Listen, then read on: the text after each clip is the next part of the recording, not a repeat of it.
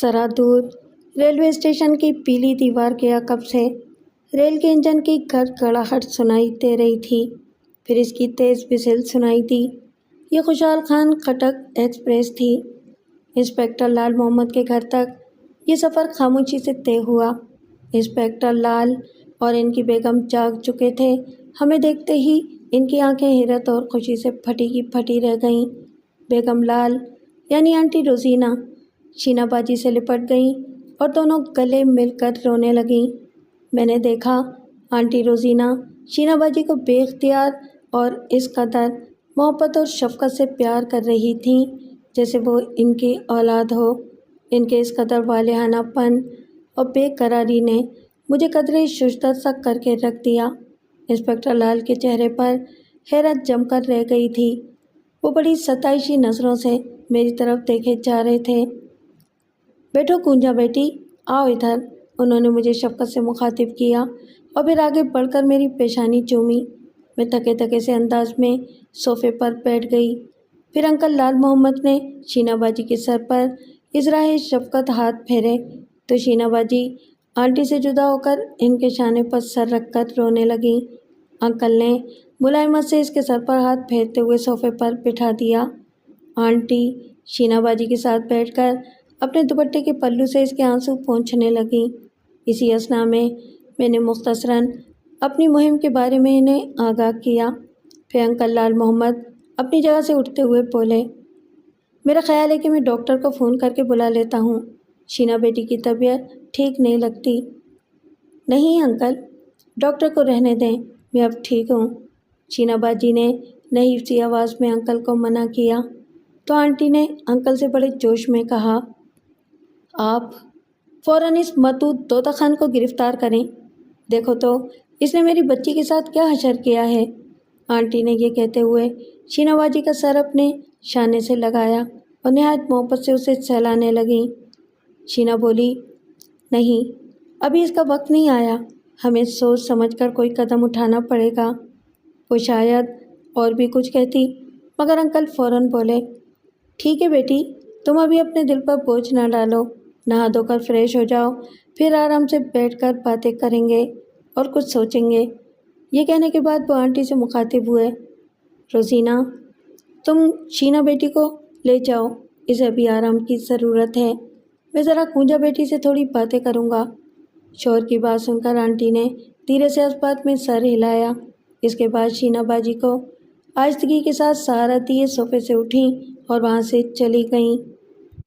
میں نے اپنے کارنامے سے مختصراً انہیں آگاہ کیا، لیکن دانستہ سردار طوطا خان اور بھگوان داس المعروف سیٹھ بابو کھرانا کی پراسرار گفتگو کے بارے میں کچھ نہیں بتایا تھا۔ وہ گہری نظروں سے مجھے دیکھتے رہے۔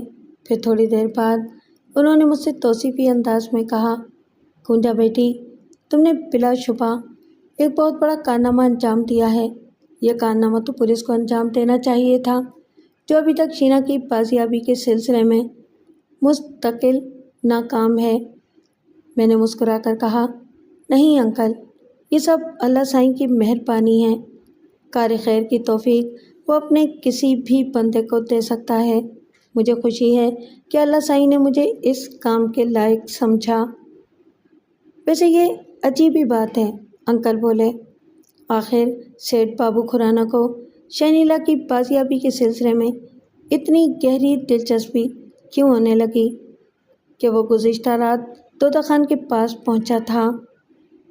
یہی بات میری سمجھ میں نہیں آ رہی، میں نے الجھے ہوئے انداز میں کہا۔ حالانکہ جب میں نے بابو کھرانا سے ملاقات کے دوران میں اس کی مدد چاہی تھی تو اس نے اس سلسلے میں سرد اور بیزار کن انداز اختیار کر لیا تھا۔ اس میں ضرور کوئی گہرا راز پوشیدہ ہے، جواباً انکل لال محمد نے پراسرار لہجے میں کہا۔ ان کی پرسوچ نظریں خلا میں کسی غیر مرئی نقطے پر مرکوز تھیں۔ ویسے انکل، اب آپ کا آئندہ کا لائحہ عمل کیا ہوگا؟ میں نے ان کے چہرے کی طرف دیکھ کر پوچھا۔ انہوں نے ایک نگاہ مجھ پر ڈالی اور بے ہنکاری بھر کر بولے، میرا خیال ہے کہ ہمیں پہلے شہنیلا سے اس سارے ناخوشگوار واقعے کی تفصیل جاننا پڑے گی، اس کے بعد ہی کچھ سوچا جا سکتا ہے۔ بیٹی کنجا، تمہارا کیا خیال ہے؟ ہمیں موجودہ صورتحال میں کون سا قدم اٹھانا چاہیے؟ ان کی بات پر میں ذرا چونکی۔ یہ میرے لیے باعث فخر ہی تھا کہ ڈسٹرکٹ لیول کا ایک اعلیٰ پولیس آفیسر مجھ سے رائے طلب کرے۔ میں نے ذرا ٹھہر کر کہا، انکل، میں تو آپ کی پہلی بات سے ہی اتفاق کروں گی کہ پہلے شینا باجی سے حالات کی تفصیل معلوم کی جائے، تبھی کچھ کہا جا سکتا ہے۔ ویسے میرا خیال ہے کہ موجودہ صورتحال میں آپ ہی کوئی بہتر راہ دکھا سکتے ہیں۔ نہیں کنجا بیٹی، تمہاری رائے بھی اپنی جگہ اہمیت رکھتی ہے، کیونکہ ان سارے پرتشویش اور ہنگامہ خیز حالات پر تمہاری بھی گہری نظر ہے۔ تمہیں نہ صرف اس کا مشاہدہ ہے بلکہ تجربہ بھی۔ انکل نے میری طرف دیکھ کر پرتاثر لہجے میں کہا، اور جواباً میں خاموش ہو گئی۔ وہ سارا دن ہم نے سو کر گزارا تھا۔ آنٹی بھی گھر سے نہیں نکلی تھیں۔ البتہ انکل لال محمد پولیس ہیڈ کوارٹر گئے تھے، مگر انہوں نے شینا باجی کی ڈرامائی بازیابی کو مکمل طور پر راز میں رکھا تھا، حتیٰ کہ اس بارے میں نوکروں کو بھی بھنک نہیں پڑنے دی تھی۔ رات کے کھانے کے بعد ہم سب ایک کمرے میں یکجا ہو گئے تھے۔ شینا اب قدرے بہتر دکھائی دے رہی تھی، مگر بیتے ہوئے حالات کی صعوبتوں کی پرچھائیاں اس کے چہرے پر ہنوز چسپاں تھیں۔ میں بھی ذہنی اور جسمانی طور پر تازہ دم نظر آ رہی تھی۔ چائے آنٹی خود بنا کر لائی تھیں۔ میں نے کنکھیوں سے انکل لال محمد کے چہرے کا جائزہ لیا۔ ان کے چہرے پر الجھن کے آثار تھے۔ میرے ذہن میں ہنوز آنٹی روزینہ کی شخصیت معمہ بنی ہوئی تھی، مگر یہ وقت ان کی شخصیت میں الجھنے کا نہیں تھا۔ تھوڑی دیر بعد انکل لال محمد نے شینا باجی کو مخاطب کر کے کہا، بیٹی شینا، بہتر ہوگا کہ تم اب تک خود پر بیتے ہوئے حالات سے ہمیں آگاہ کر دو، تاکہ آئندہ کا کوئی لائحہ عمل ترتیب دیا جا سکے۔ جواباً شینا باجی نے ایک نگاہ ان پر ڈالی اور پھر چائے کی آخری چسکی لیتے ہوئے خالی کپ میز پر رکھتے ہوئے بولی، انکل، مجھے در حقیقت اعجاز گھوڑوں نے ہی اغوا کیا تھا۔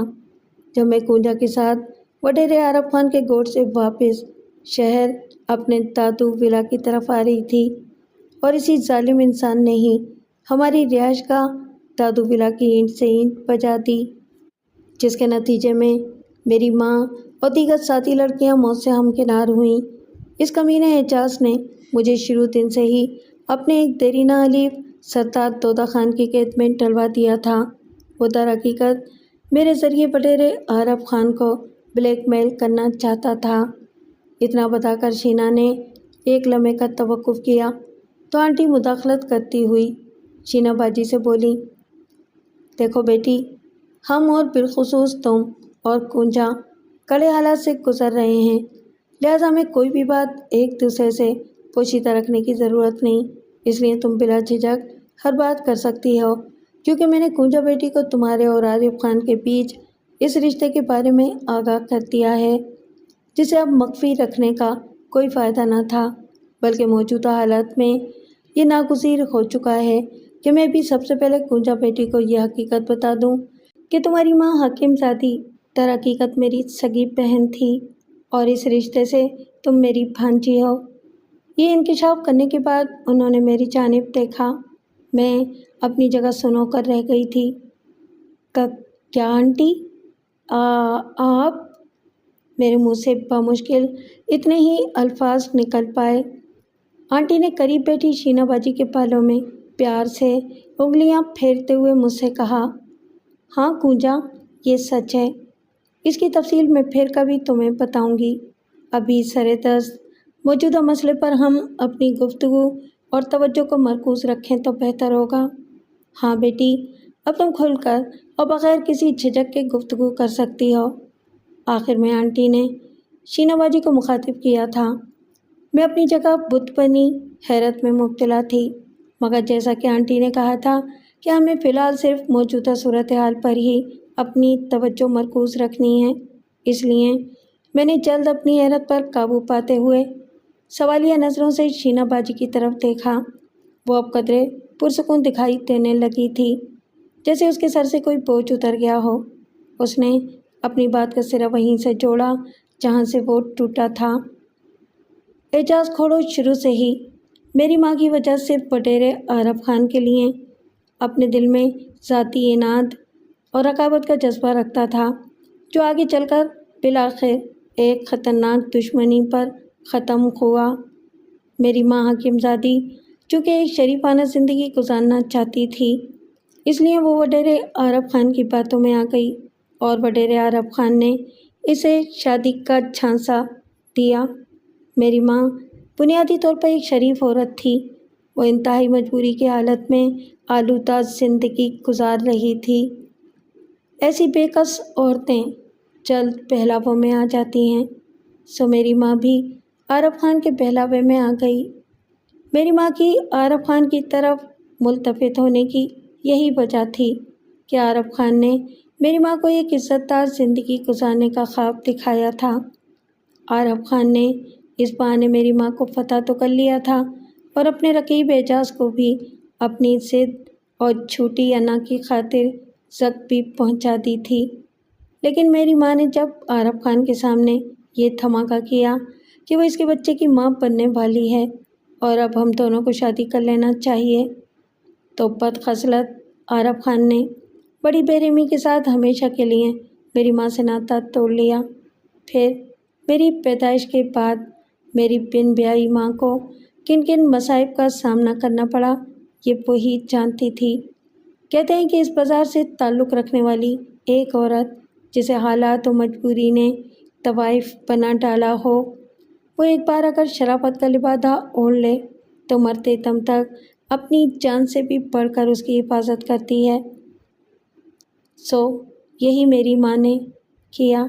ایسے حالات میں انہوں نے کتنی تکلیفیں اٹھائیں، یہ الگ ایک غمناک داستان ہے۔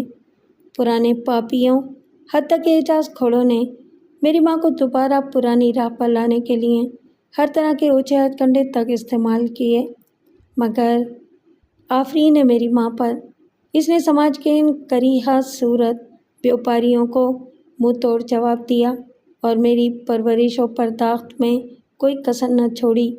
میں نے جب شعور اور جوانی کی دہلیز پر قدم رکھا تو اونگتے ہوئے گدھوں کی گرسنہ نظریں میرا طواف کرنے لگیں۔ ماں نے مجھ سے کچھ نہیں چھپایا تھا، حالانکہ میری ماں کو یہ خوف دامنگیر رہتا تھا کہ جب میں ان کی اصلیت جان لوں گی تو کہیں میں ان سے نفرت نہ کرنے لگوں۔ لیکن میری ماں تو دنیا کی عظیم عورت تھی، اور تب میں نے اپنے دل میں یہ تہیہ کر لیا کہ اپنی ماں کو بالا خانے کے گندے جوہر میں آلودہ کرنے والوں سے کن کن کر بدلے لوں گی، اور یوں سب سے پہلے میں وڈیرے عارف خان کے خلاف کمر بستہ ہو گئی، جس کے لیے میں نے باقاعدہ ایسی لڑکیوں کو اکٹھا کیا جو میری ماں کی طرح مجبوراً شمع محفل بنا دی گئی تھیں، مگر ان کے اندر کی عورت اب بھی نیک نامی اور شرافت کی زندگی گزارنے کی آرزو دل میں رکھتی تھی۔ میں نے انہیں کڑے حالات سے نبرد آزما ہونے کے لیے باقاعدہ تربیت دینی شروع کر دی۔ ان میں دیہاتوں کی مظلوم لڑکیاں اور عورتیں بھی شامل تھیں، جنہیں بعض مفاد پرست بھیڑیوں نے کاری قرار دے کر مار ڈالنے کی کوشش کی تھی۔ شینہ باجی یہاں تک بتا کر رک گئیں، اس کی آواز میں کرب اور غم کی لرزش عیاں تھی۔ میں بغور شینہ باجی کے ایک ایک لفظ کو سن رہی تھی۔ انکل لال کے چہرے پر بھی گہری پرمتانت سنجیدگی چھائی ہوئی تھی، جبکہ آنٹی روزینہ کی آنکھوں میں نمی جھلملا رہی تھی۔ بہرطور اس نے پھر ذرا کھنکا کر کہنا شروع کیا، اعجاز کھوڑوں نے جب مجھے اغوا کر کے دودہ خان کی تحویل میں دیا تو وہاں مجھے اندازہ ہوا کہ اعجاز کھوڑوں وڈیرے عارف کے دیے ہوئے پرانے زخم کو آج تک نہیں بھولا تھا، اور یوں اسے عارف خان سے اپنا ایک پرانا قرض چکانے کا موقع ہاتھ لگا۔ وہ میرے ذریعے عارف خان کو بلیک میل کرنا چاہتا تھا۔ اس مردود نے جانے کس طرح میری ماں اور عارف خان کے خفیہ تعلقات کے کچھ تصویری اور دستاویزی ثبوت حاصل کر لیے تھے۔ جب اعجاز کھوڑوں کو یہ معلوم ہوا کہ عارف خان کو تیزی کے ساتھ ابھرتی سیاسی ساکھ اور اہلیت کو ملک کی ایک بڑی سیاسی اور آئندہ عام انتخابات میں متوقع اقتدار کی حامل پارٹی قدر کی نگاہ سے دیکھنے لگی ہے، اور نہ صرف یہ بلکہ عارف خان کو اس میں شمولیت کی دعوت دے کر ایک بڑی اور کلیدی وزارت کی بھی آفر کر چکی ہے۔ تو اعجاز کے کان کھڑے ہو گئے اور اس کے دل میں عارف خان کے خلاف بغض یکدم بیدار ہو گیا۔ اب ایسے موقع پر جب وڈیرے عارف خان کی دنیا ہی بدلنے والی تھی، وہ سیاسی بلندیوں کے خواب دیکھنے لگا تھا، تو اعجاز کھوڑوں کو میرے ذریعے اپنے حریف سے انتقام لینے کا سنہری موقع ہاتھ آ گیا تھا۔ اسے معلوم ہو چکا تھا کہ میں وڈیرے عارف خان کی ناجائز اولاد ہوں، یوں اس نے مجھے اغوا کر کے عارف خان کو بلیک میل کرنا شروع کر دیا اور مجھ پر اس بات کا دباؤ ڈالا جانے لگا کہ میں علل اعلان اس ساری کہانی کو بزبانِ خود منظر عام پر لاؤں، سب سے پہلے عارف خان کو اس کی بقلم خود مفصل تحریر روانہ کروں۔ شینہ باجی اتنا بتا کر خاموش ہو گئی۔ ہم سب کے چہروں پر گمبھیر اور پرسوچ خاموشی چھا گئی۔ پھر تھوڑی دیر بعد انکل لال محمد بولے، صورتحال واقعی بہت گمبھیر ہے۔ بظاہر سب ٹھیک ہے نظر آتا ہے، مگر در حقیقت ایسا ہے نہیں۔ اس بات پر ہم تینوں سوالیہ انداز میں ان کا چہرہ دیکھنے لگے۔ ان کے بولنے کا انداز ایسا تھا جیسے حالات قابو سے باہر ہوں یا وہ خود کو کمزور پا رہے تھے۔ حالانکہ اب اعجاز کھوڑوں کے مضمون مزاحم کھل کر سامنے آ چکے تھے، بلکہ اس کے عارف خان کے خلاف اس کی سیاسی مخاصمت بھی سامنے آ چکی تھی۔ حاکم زادی اور ان کی ساتھی لڑکیوں کے قاتل کے روپ میں بھی اعجاز کی شخصیت اب پوشیدہ نہیں رہی تھی۔ لال سائیں، میرا خیال ہے کہ اب تو کسی قسم کی پیچیدگی باقی نہیں رہی ہے۔ بالآخر آنٹی نے اپنے شوہر کی طرف دیکھتے ہوئے استفسار طلب لہجے میں پوچھا۔ اس خبیث اعجاز کا جرم ثابت ہو چکا ہے اور کونجا بیٹی خود اپنی جان پر کھیل کر شینہ کو دودہ خان کی قید سے چھڑا لائی ہے۔ آپ فوراً ان دونوں کے خلاف کارروائی کریں، ان دونوں کو کڑی سے کڑی سزا دلوائیں۔ غصے کے مارے آنٹی کی آواز کانپ رہی تھی۔ تب شینہ باجی نے لب کشائی کرتے ہوئے اپنے خیال کا اظہار کیا۔ آنٹی، اعجاز کھوڑوں کو آپ نہیں جانتی، وہ بہت مکار اور چالاک انسان ہے۔ وہ چالاکی اور خاموشی کے ساتھ اپنے حریف کے خلاف آرام سے بیٹھا جال بنتا رہتا ہے، مگر اس سے پہلے وہ اپنے گرد حفاظت کا حصار بھی کھینچ لیتا ہے۔ جیسے ہی وہ محسوس کرتا ہے کہ کوئی اس حصار کو توڑنے کی کوشش کر رہا ہے تو وہ بڑی صفائی کے ساتھ اس کا صفایا کر ڈالتا ہے۔ اس بات پر انکل لال محمد انہیں پرتاثر نظروں سے دیکھنے لگے، جیسے شینہ باجی نے ان کے دل کی بات کہہ دی ہو۔ شینہ باجی کی اس گفتگو سے اگرچہ یہ ظاہر ہو رہا تھا جیسے وہ اپنے اصلی دشمن اعجاز کھوڑوں سے خائف ہو، مگر اس میں اس کی بزدلی نہیں بلکہ احتیاط کا پہلو نمایاں تھا۔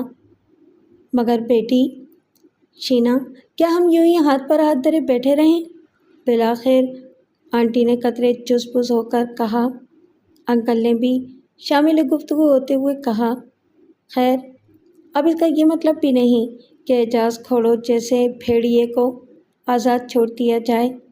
میرا تو خیال ہے کہ اس سے فولاد بن کر نمٹا جائے، جس طرح لوہے کو لوہا کاٹتا ہے۔ دادو ولا والے حادثے کی مثال ہمارے سامنے ہے۔ اس خبیث نے کتنی صفائی اور سنگ دلی کے ساتھ دادو ولا کی اینٹ سے اینٹ بجا دی اور ایک ذرا بھی ثبوت اپنے خلاف نہ چھوڑا۔ ہماری پولیس ابھی تک دادو ولا کے حادثے کا کیس نہیں حل کر پائی ہے۔ مگر لال سائیں، اس وقت شینہ پس منظر میں تھی۔ اب جب کہ یہ بازیاب ہو چکی ہے تو آپ اس کا بیان قلم بند کروا کے اعجاز کھوڑوں کے خلاف ایکشن لے سکتے ہیں۔ آنٹی اپنی بات پر ابھی تک ڈٹی ہوئی تھیں، جبکہ مجھے اور انکل لال محمد کو شینہ باجی کے خیال سے پورا اتفاق تھا۔ تب میں نے اپنی رائے کا اظہار کرنا ضروری سمجھا اور کہا، آنٹی، جس طرح قبر کا حال مردہ جانتا ہے، بالکل اسی طرح اپنے دشمن کے انداز و اطوار سے شینہ باجی اچھی طرح واقف ہیں۔ میرا بھی خیال یہی ہے کہ اعجاز کھوڑو جیسے مکار اور سفاک دشمن کے ساتھ درپردہ رہتے ہوئے اس انداز میں نمٹنا چاہیے جس انداز میں شینا باجی کو چھڑا کے لائی ہوں۔ اس طرح ہوشیاری سے اعجاز کھوڑو کو کیفر کردار تک پہنچانا ہوگا۔ ہمیں اب تک اس تلخ حقیقت کا اندازہ ہو جانا چاہیے کہ قانون اس کا ابھی تک کچھ نہیں بگاڑ پایا ہے۔ قانونی طور پر کھل کر اس سے نمٹنے کا ہمیں فوری فائدہ یہ ہوگا کہ اس کی مجرمانہ کارروائیوں میں کمی آ جائے گی۔ دوسرے، اس کی قانون شکن سرگرمیاں بھی تشتز بام ہو جائیں گی اور اس کی شخصیت مشکوک ہو کر اسے کسی حد تک کمزور بنا ڈالے گی۔ آنٹی روزینہ کی اس نکتہ رسی پر ایک لمحے کو ہم ششدر سے رہ گئے۔ انہوں نے اب باریک مگر اہم نکتے پر ہماری توجہ مبذول کروائی تھی۔ ماحول میں ایک بار پھر چند ثانیے کے لیے خاموشی چھا گئی۔ آنٹی کی بات اپنی جگہ وزن رکھتی ہو، مگر شینا باجی گویا یا مجھے ابھی تک اس بات سے اختلاف تھا کہ اعجاز کھوڑو کے خلاف قانونی کارروائی کرنا وقت برباد کرنے کے مترادف ہوگا۔ رہی بات آنٹی کی کہ اس کارروائی سے اعجاز کھوڑو کی شخصیت کم سے کم منظر عام پر آ کر مشکوک ہو جائے گی اور پھر شاید وہ اپنی پس پردہ مجرمانہ کارروائیوں میں کمی اختیار کر لے۔ یہ بات بھی محض خود کو بہلاوا دینے کے برابر ہی تھی۔ ذرا دیر بعد شینا باجی نے مہر سکوت توڑی اور بولی، اعجاز کھوڑو کے خلاف ایسی بچکانہ کارروائی کوئی معنی نہیں رکھتی۔ میرا خیال ہے کہ اس موذی کے خلاف در پردہ رہ کر ہی کارروائی کی جائے، جب تک کہ اس کے خلاف کوئی واضح اور ٹھوس ثبوت ہمارے ہاتھ نہیں آ جاتا۔ شینا باجی کی بات پر میں نے انکل لال محمد کی طرف دیکھا، مگر وہ خاموش رہے۔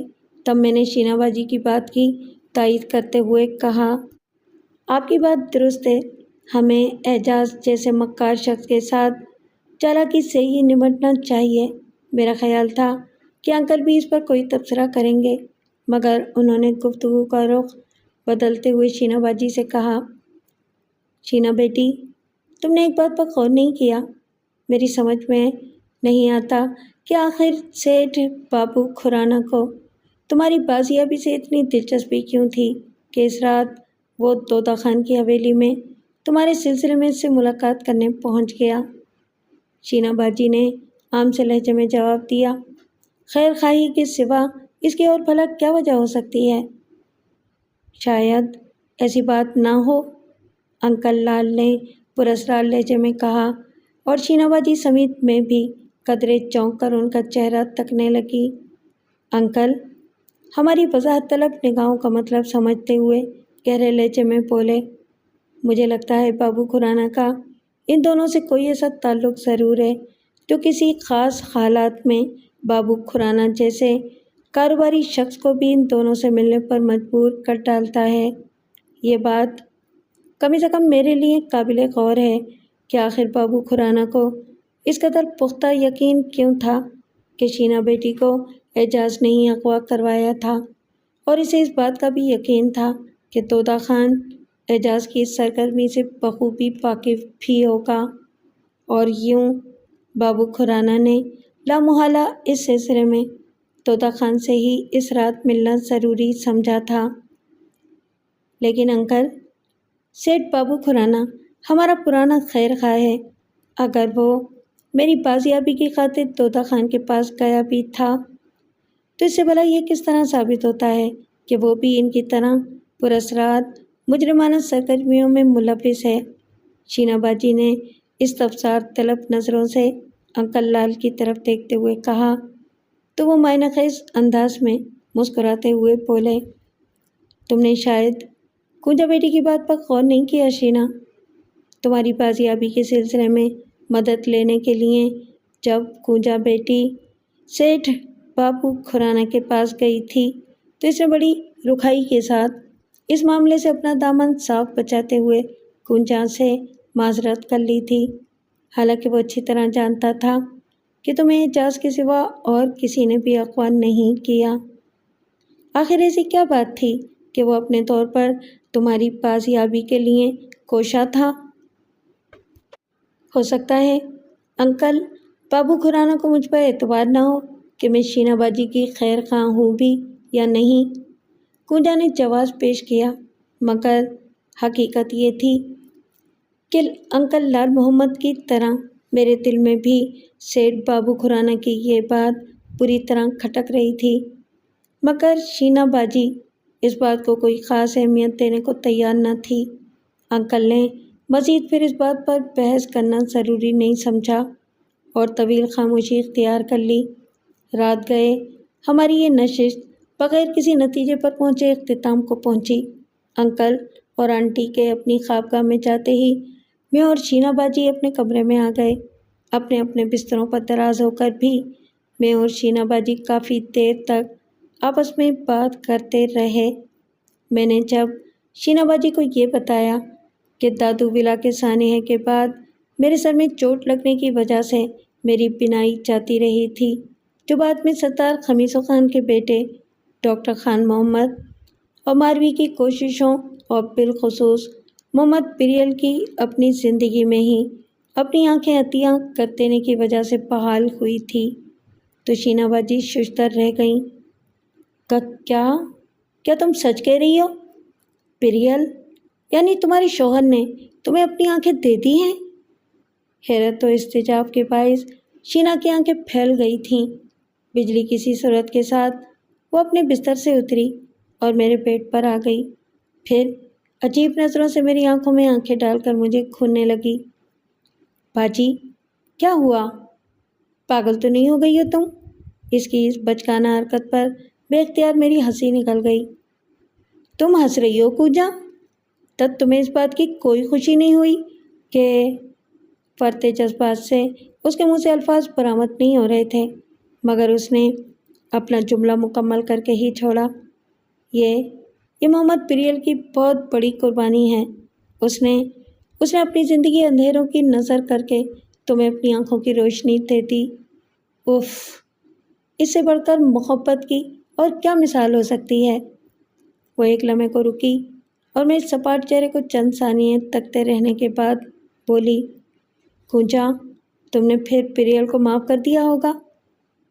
ہاں، میں نے مختصر سپاٹ لہجے میں کہا۔ پھر اب تم دونوں؟ انہوں نے جان بوجھ کر جملہ ادھورا چھوڑ دیا۔ ہرگز نہیں، میں اس کی بات کا مطلب سمجھتے ہوئے کٹیلے لہجے میں بولی، میرا اسے معاف کر دینے کا یہ مطلب نہیں تھا کہ میں اس کے ساتھ رہنے بھی لگوں، اس کے لیے یہی کافی تھا کہ میں نے اسے معاف کر دیا۔ لیکن کنجا، یہ تو معاف کرنا نہیں ہوا، یہ تو ایسا ہی ہوا جیسے تم نے اس پر احسان کیا ہو۔ یہ احسان ہی تو تھا میرا اس پر، ورنہ اس نے میرے ساتھ جو سلوک کیا تھا اسے یاد کر کے آج بھی میرے اندر آگ بھڑکنے لگتی ہے۔ شینا میرے شانوں پر ہاتھ رکھ کر ملائمت سے بولی، نہیں کنجا، انسان کو اگر اپنی غلطی کا احساس ہو جائے تو وہ پھر خطا کار نہیں کہلاتا۔ یقیناً پریل کو اپنی غلطی پر ندامت تھی، توبہ کو تو اللہ بھی قبول کر لیتا ہے، اور تم پلیز شینا باجی کسی اور موضوع پر بات کریں، میں جھنجھلا کر بولی۔ نہیں، یہ موضوع تمہاری زندگی کا اہم ترین حصہ ہے۔ مگر شینا باجی، یہ بھی تو سوچو کہ پریل کی اس غلطی کا مجھے کتنا بڑا خمیازہ بھگتنا پڑا ہے، جس نے میری زندگی ہی تلپٹ کر کے رکھ دی ہے۔ اس کا مطلب ہے تم نے پریل کو دل سے معاف نہیں کیا ہے۔ شینا کے لہجے میں شکوہ تھا۔ اس بیچارے نے اپنی آنکھوں کا نور تمہیں بخش دیا، اس سے بڑھ کر غلطی کا اور کیا ازالہ ہو سکتا ہے؟ تمہیں چاہیے تھا کہ تم اس کا سہارا بنتی، مگر تم نے ایسا نہیں کیا۔ کنجا، ایک نابینا شخص آدھا زندہ ہوتا ہے اور آدھا مردہ، بلکہ اس کے سامنے تو دنیا کی ساری رنگینیاں ہی دم توڑ دیتی ہیں۔ یہ بہت بڑی قربانی ہے کنجا، ذرا سمجھنے کی کوشش کرو میری بات۔ بس کرو شینا، خدا کے لیے۔ میں بے اختیار چہرے پر اپنے دونوں ہاتھ رکھ کر رو پڑی۔ شینا کی باتوں نے مجھے اندر سے ہلا کر رکھ دیا تھا۔ میرے پختہ ارادے کی دیوار منہدم ہونے لگی تھی۔ کنجا، شینا نے بڑے رسان سے مجھے پکارا اور میرا اشک بار چہرہ آہستگی سے اونچا کیا اور پھر بولی، تمہارے آنسو اس بات کی گواہی دے رہے ہیں کہ تم آج بھی پریل کو چاہتی ہو، مگر تمہاری اس محبت پر ایک خود غرض عورت نے قبضہ جما رکھا ہے جو تمہیں آگے سوچنے نہیں دیتی۔ تمہیں اپنے اندر کے خول کو توڑنا ہوگا کنجا۔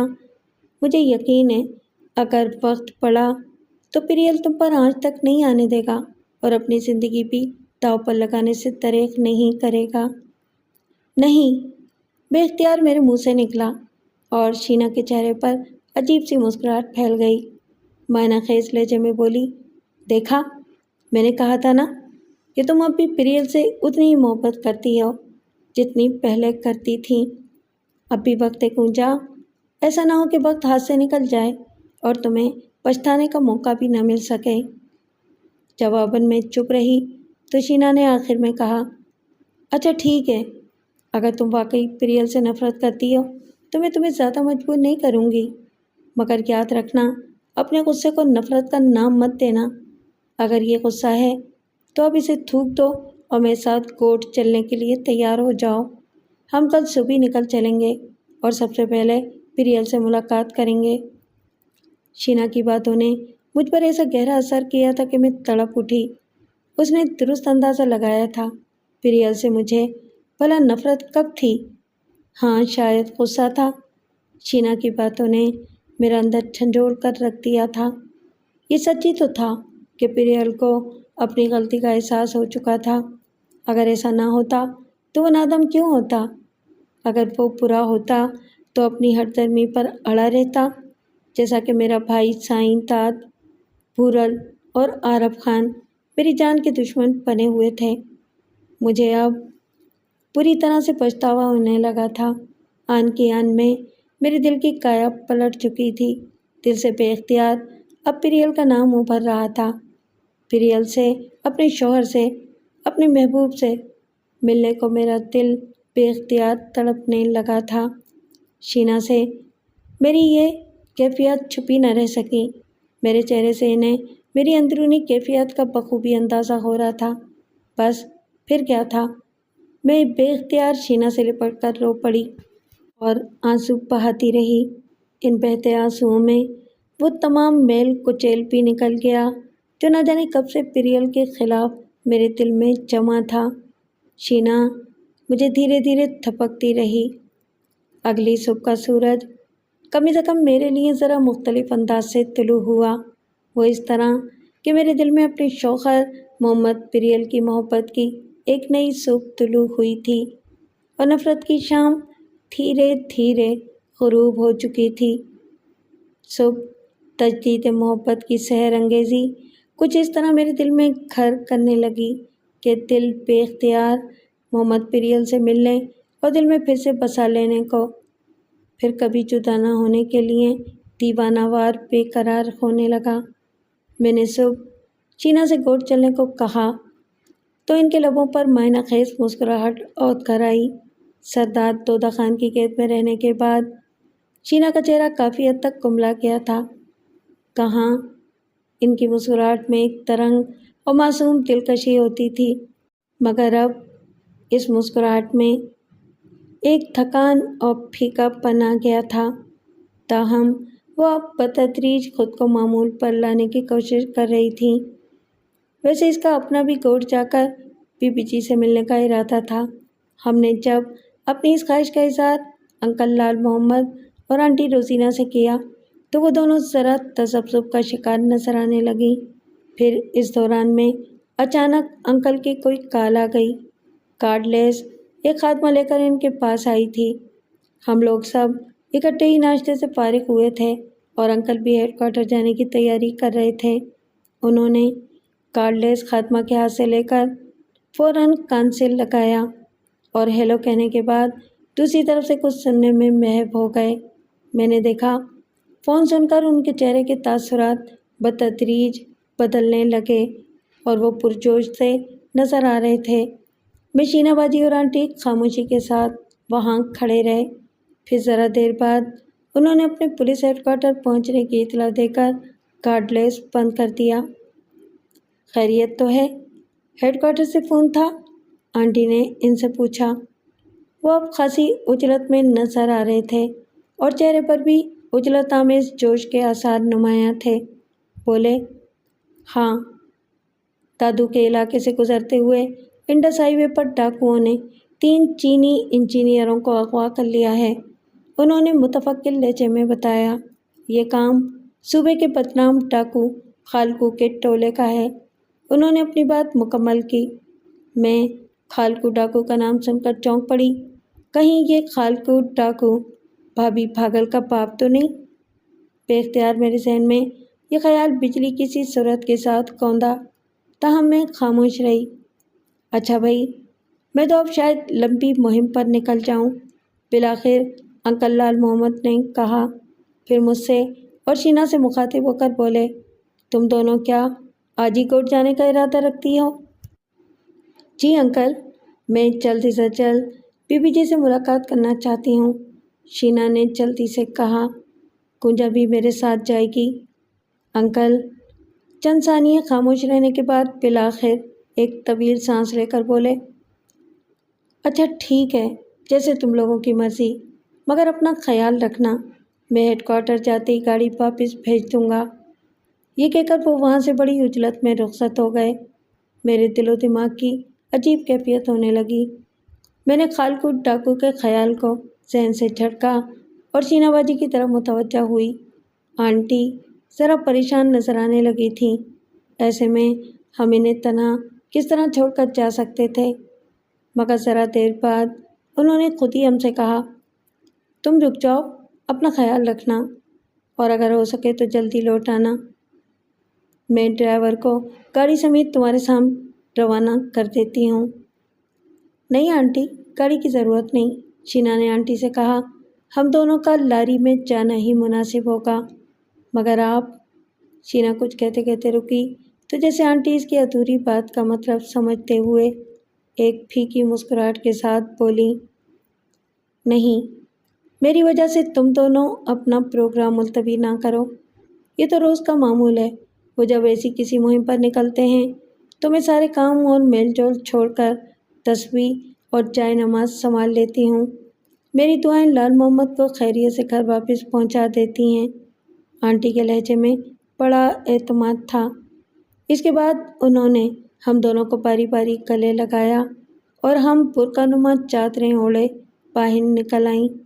ہم نے دانستہ دیہاتی طرز کے برقعے اوڑھ رکھے تھے، مگر ان برقعوں کے نیچے ہم دونوں نے پسٹل چھپا رکھے تھے۔ کچھ فاضل راؤنڈز بھی تھے۔ ہم نے کالونی سے باہر آ کر ایک رکشہ کیا اور سیدھے بس اڈے پر جا پہنچے۔ یہاں 7 شریف جانے والی ایک مسافر لاری میں سوار ہو گئے۔ پھر کافی دیر تک رینگتے رینگتے بس نے رفتار پکڑی اور دادو جانے والی اشارہ پر گامزن ہو گئی۔ بس مسافروں سے کھچا کھچ بھری ہوئی تھی۔ یہ ایک دیہاتی طرز کی لاری تھی۔ اس کی چھت پر بھی مسافر چڑھ کر بیٹھ گئے تھے۔ موجودہ حالات کی سنگینی میں یہ لاری ہمارے لیے ایک محفوظ ذریعہ سفر تھی، کیونکہ شینا باجی ہی کو نہیں بلکہ مجھے بھی اپنے دشمنوں سے محتاط رہنے کی ضرورت تھی۔ سفر کے دوران ہم بالکل خاموش بیٹھے رہے۔ پھر خدا خدا کر کے دادو کے آثار شروع ہوئے اور پھر ایک مقام پر شینا باجی نے کنڈکٹر کو بس روکنے کو کہا۔ کنڈکٹر نے لاری کی باڈی پر زور سے ہاتھ مارا اور بآواز بلند، روکے بابا، کہا، اور اس کے ساتھ ہی ڈرائیور نے بس کی رفتار آہستہ کر دی۔ بس ایک چھپن نما چائے خانے کے قریب رکی تھی۔ ہمارے ساتھ 1-2 اور بس سواریاں نیچے اتریں۔ یہاں 1-2 ٹانگیں اور زیادہ تر گدا گاڑیاں کھڑی تھیں۔ ہم دونوں اپنے گرد و پیش کا جائزہ لیتے ہوئے پیدل چلنے لگے اور بالآخر ایک گدا گاڑی والے کو آواز دے کر اندر کوٹ کی طرف چلنے کا کہا اور پھر اس میں سوار ہو گئے۔ گدا گاڑی والے نے اپنے ہاتھ میں پکڑے ڈنڈے کو گدھے کی پشت پر مارا۔ اس کے دوسرے ہاتھ میں ٹین کا مڑا توڑا ڈبہ بھی تھا۔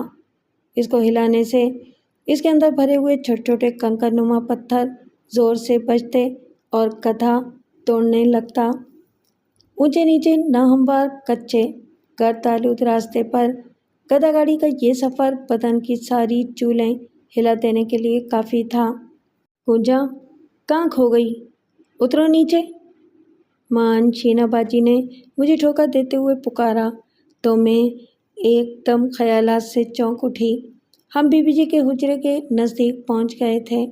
ہم دونوں جلدی سے نیچے اترے اور پھر گدھا گاڑی والے کو کرایہ دے کر فارغ کر دیا۔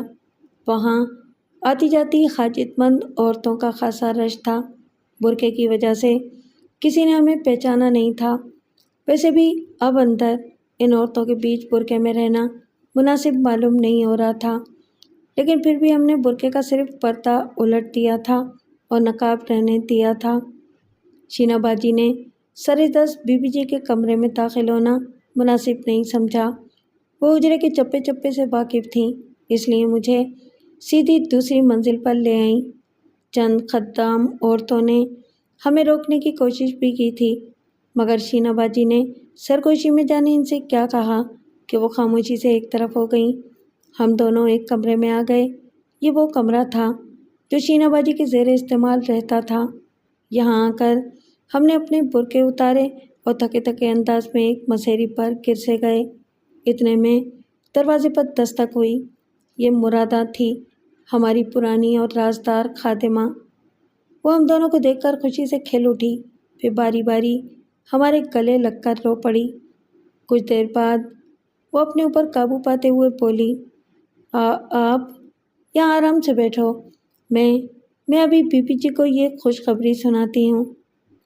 نہیں مرادہ، بی بی جی ابھی مصروف ہیں، شینا باجی نے ملائمت سے کہا۔ تم ایسا کرنا، جب بی بی جی ذرا فارغ ہو جائیں تو انہیں رازداری سے ہماری آمد کی اطلاع دے دینا یا اوپر آ کر ہمیں خبر کر دینا۔ مرادہ نے اس بات میں سر ہلا دیا، اور جب وہ جانے لگی تو شینا باجی نے اسے اپنی آمد کی خبر راز میں رکھنے کی بھی تلقین کر دی۔ اس کے جاتے ہی شینا باجی نے ایک طویل سانس لے کر مجھ سے کہا، گونجا، بی بی جی ہمیں دیکھ کر کس قدر خوش ہوں گی؟ ہاں شینا باجی، خاص کر آپ کو دیکھ کر انہیں واقعی دلی خوشی ہوگی، میں نے رسان سے کہا۔ آپ کے اغوا ہونے کے بعد وہ بہت پریشان اور متفکر رہتی تھیں۔ کچھ دیر کمرے میں خاموشی چھائی رہی، پھر شینا باجی نے مجھ سے کہا، گونجا، تمہارا اب اپنے شوہر محمد پریال کے بارے میں کیا خیال ہے؟ کیا تم اس سے آج ہی ملو گی؟ شینا باجی کی بات پر میں لمحے بھر خاموشی کے بعد مبہم سے لہجے میں بولی، ہاں باجی، میں اس سے ملنے تو آئی ہوں، بی بی جی سے ملنے کے بعد کچھ سوچوں گی۔ میری بات پر شینا باجی کے ہونٹوں پر ایک ہلکی سی مسکراہٹ ابھری، مگر وہ خاموش رہیں۔ مسیری پر لیٹے لیٹے نہ جانے ہم دونوں کس وقت سو گئے تھے۔ پھر سب سے پہلے میری آنکھ کھلی تو میں چونک پڑی۔ بی بی جی کمرے میں پہلے سے موجود تھیں۔ حسب معمول وہ دودھ کسی رنگت کا سفید لباس زیب تن کیے ہوئے تھیں اور دوپٹے کو پیشانی پر یوں لپیٹ رکھا تھا کہ ایک بال کی جھلک بھی نظر نہیں آ رہی تھی۔ ایسے میں ان کے پاکیزہ چہرے کے گرد ایک نور کا ہالہ دکھائی دے رہا تھا۔ میں بے اختیار ہو کر ان کی طرف لپکی اور ان سے لپٹ کر رو دی۔ اس اثنا میں شینا باجی بھی جاگ گئیں اور بی بی جی کو کمرے میں موجود پا کر وہ بھی دیوانہ وار ان کی طرف بڑھی اور پھر بی بی جی سے لپٹ کر پھوٹ پھوٹ کر رو دی۔ بی بی جی کے ہونٹوں پر شفقت آمیز مسکراہٹ مچل رہی تھی۔ انہوں نے پیار سے شینا باجی کے سر پر ہاتھ پھیرتے ہوئے کہا، بس کر میری بچی، مصیبت کے دن تھوڑے ہوتے ہیں، یہ اب ختم ہونے والے ہیں۔ اللہ سائیں تم دونوں کو سدا خوش اور اپنی امان میں رکھے، آمین۔ انہوں نے ہم دونوں کو دعا دی، پھر بولی، تم دونوں نیچے آ جاؤ، کھانا اکٹھے ہی کھائیں گے ہم تینوں۔ مغرب کی نماز کے بعد اصل گفتگو کا آغاز ہوا۔ تب شینا باجی نے اپنے اغوا سے لے کر بازیابی تک کی ساری کتھا انہیں سنا ڈالی۔ ان کے پرنور چہرے پر پہلے حیرت اور خوشی کے آثار نمودار ہوئے۔ اس کے بعد انہوں نے پرستائش نگاہوں سے میری جانب دیکھا اور پھر مجھے گلے لگا لیا۔ شاباش گونجا، تو نے میری تعلیم کا حق ادا کر دیا۔ اللہ کی ذات کے سوا کبھی کسی سے مت ڈرنا، زندگی اور موت اسی کے ہاتھ میں ہے، وہی حق کا حامی اور ناصر ہے اور باطل کے لیے بربادی کے سوا کچھ نہیں رکھتا۔ بی بی جی کے لہجے میں جذب کی سی کیفیت تھی، ایک جلال تھا، ایک روحانی دبدبا تھا۔ کمرے کے محدود ماحول پر لمحے بھر سکوت طاری رہا۔ پھر بی بی جی نے شینا باجی کی ماں حاکم زادی کی موت پر بھی دلی رنج و غم کا اظہار کیا اور مرحومہ کی مغفرت کے لیے دعا مانگی۔ بی بی جی، میرے لیے بلکہ ہم دونوں کے لیے دعا کیجیے، ہمیں آپ کی دعاؤں کی ضرورت ہے۔ ہمارے دشمن بااثر اور طاقتور ہیں، لیکن ہمارے ارادے اور حوصلے بھی کم نہیں، بلکہ سب سے بڑی طاقت تو ہمارے پاس کلام الہی کی ہے۔ اس کے باوجود بعض آزمائشوں سے دل گھبرا جاتا ہے۔ ایسے علامات کے لیے ہمیں آپ کی دعاؤں کی ضرورت رہے گی۔ شینا باجی نے بڑے ہموار اور دھیمے لہجے میں اپنا مافی الضمیر بی بی جی پر واضح کیا تھا۔ بی بی جی نے چند لمحات کے لیے آنکھیں موند لیں اور زیر لب کچھ پڑھنے لگیں۔ اس کے بعد ہم دونوں پر باری باری پھونک ماری۔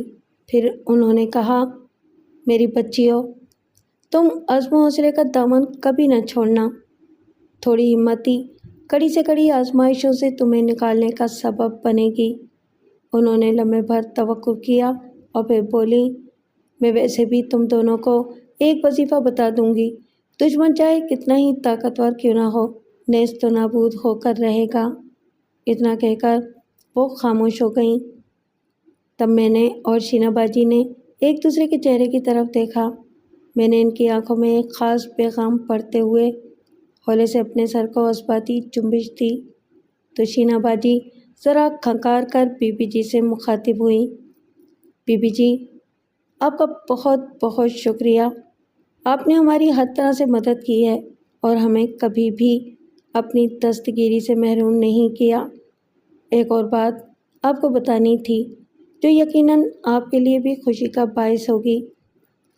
ہاں بولو، میں سن رہی ہوں، بی بی جی نے ملائمت سے کہا۔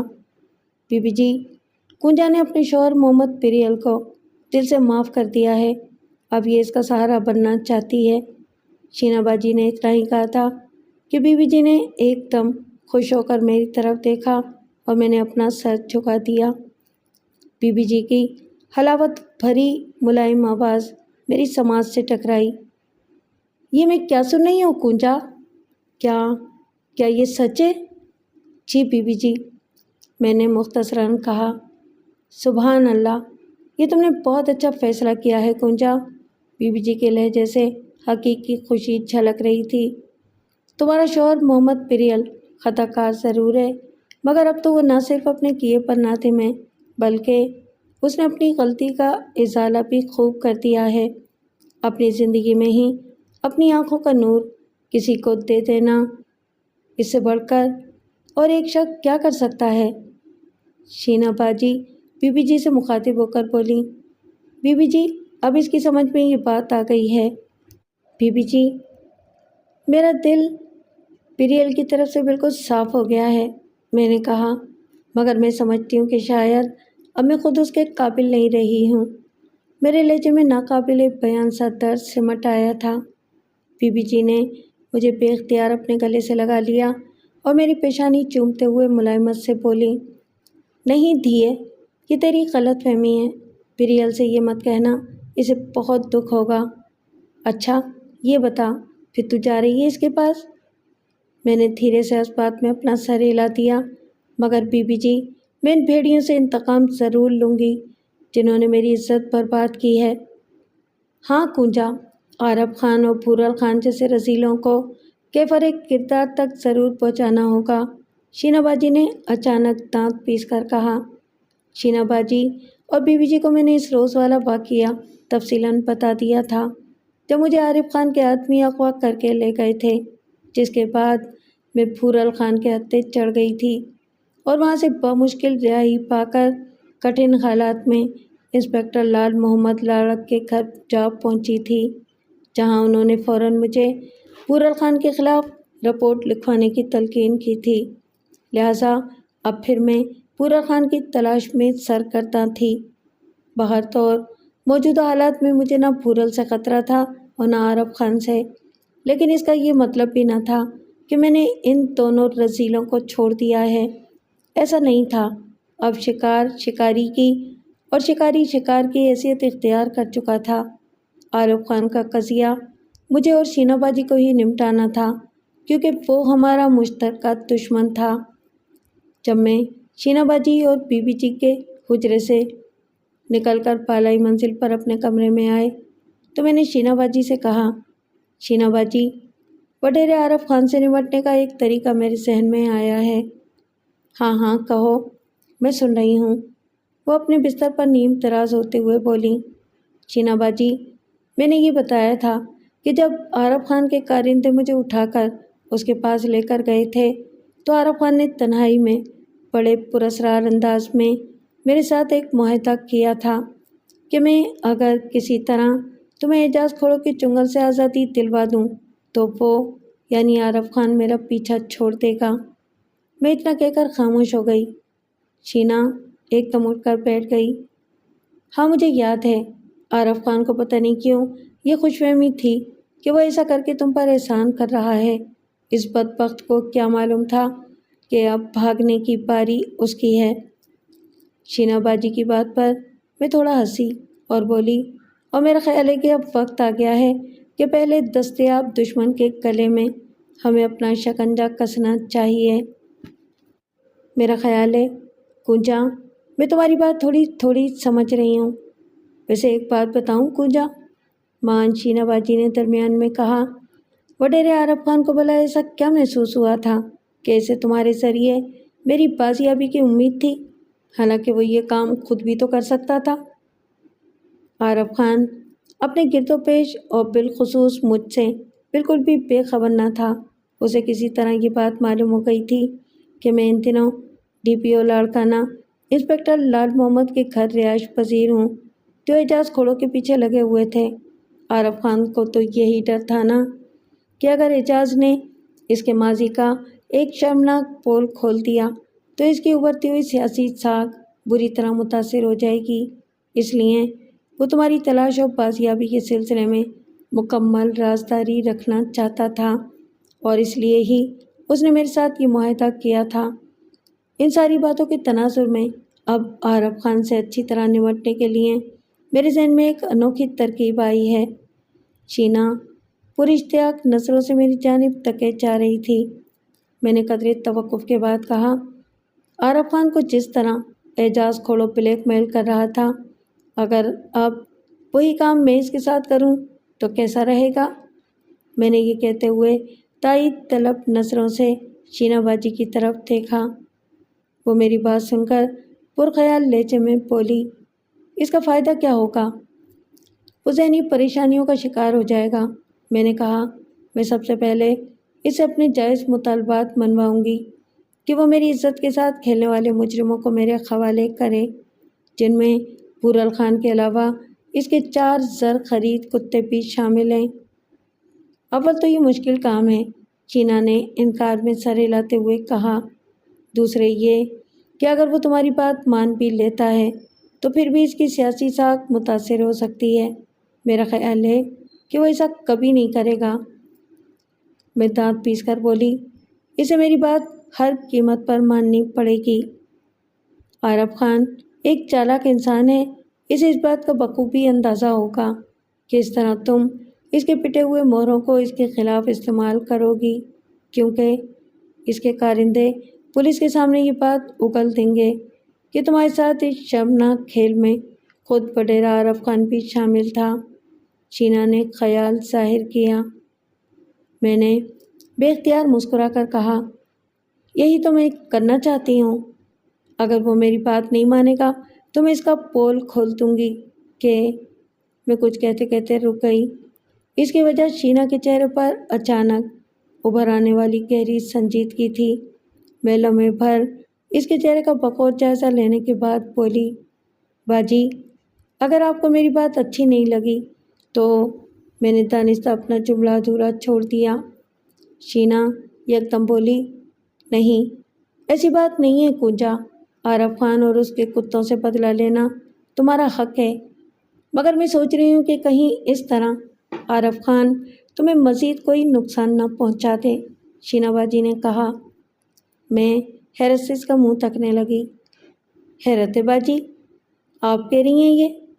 آپ نے ہی تو میرے اندر ایسے بھیڑیوں سے مقابلہ کرنے کی ہمت پیدا کی ہے، اور اب آپ… شینا نے گہری سانس لی، پھر پرخیال متانت سے بولی، کنجا، یہ بات نہیں کہ میں تمہیں بزدل بنا رہی ہوں۔ در حقیقت عارف خان جیسے خبیث شیطانوں سے ہمیں ایسے ہی نمٹنا پڑے گا جس طرح لوہے کو لوہا کاٹتا ہے۔ تم نے دیکھا نہیں میرے ساتھ اس کمینے اعجاز نے کیسا ظلم کیا؟ میری ماں سمیت میری جان نثار اور تربیت یافتہ ساتھی لڑکیوں کو بے دردی سے ہلاک کر ڈالا، اور پورے دادو ولا کو مٹی کا ڈھیر بنا دیا۔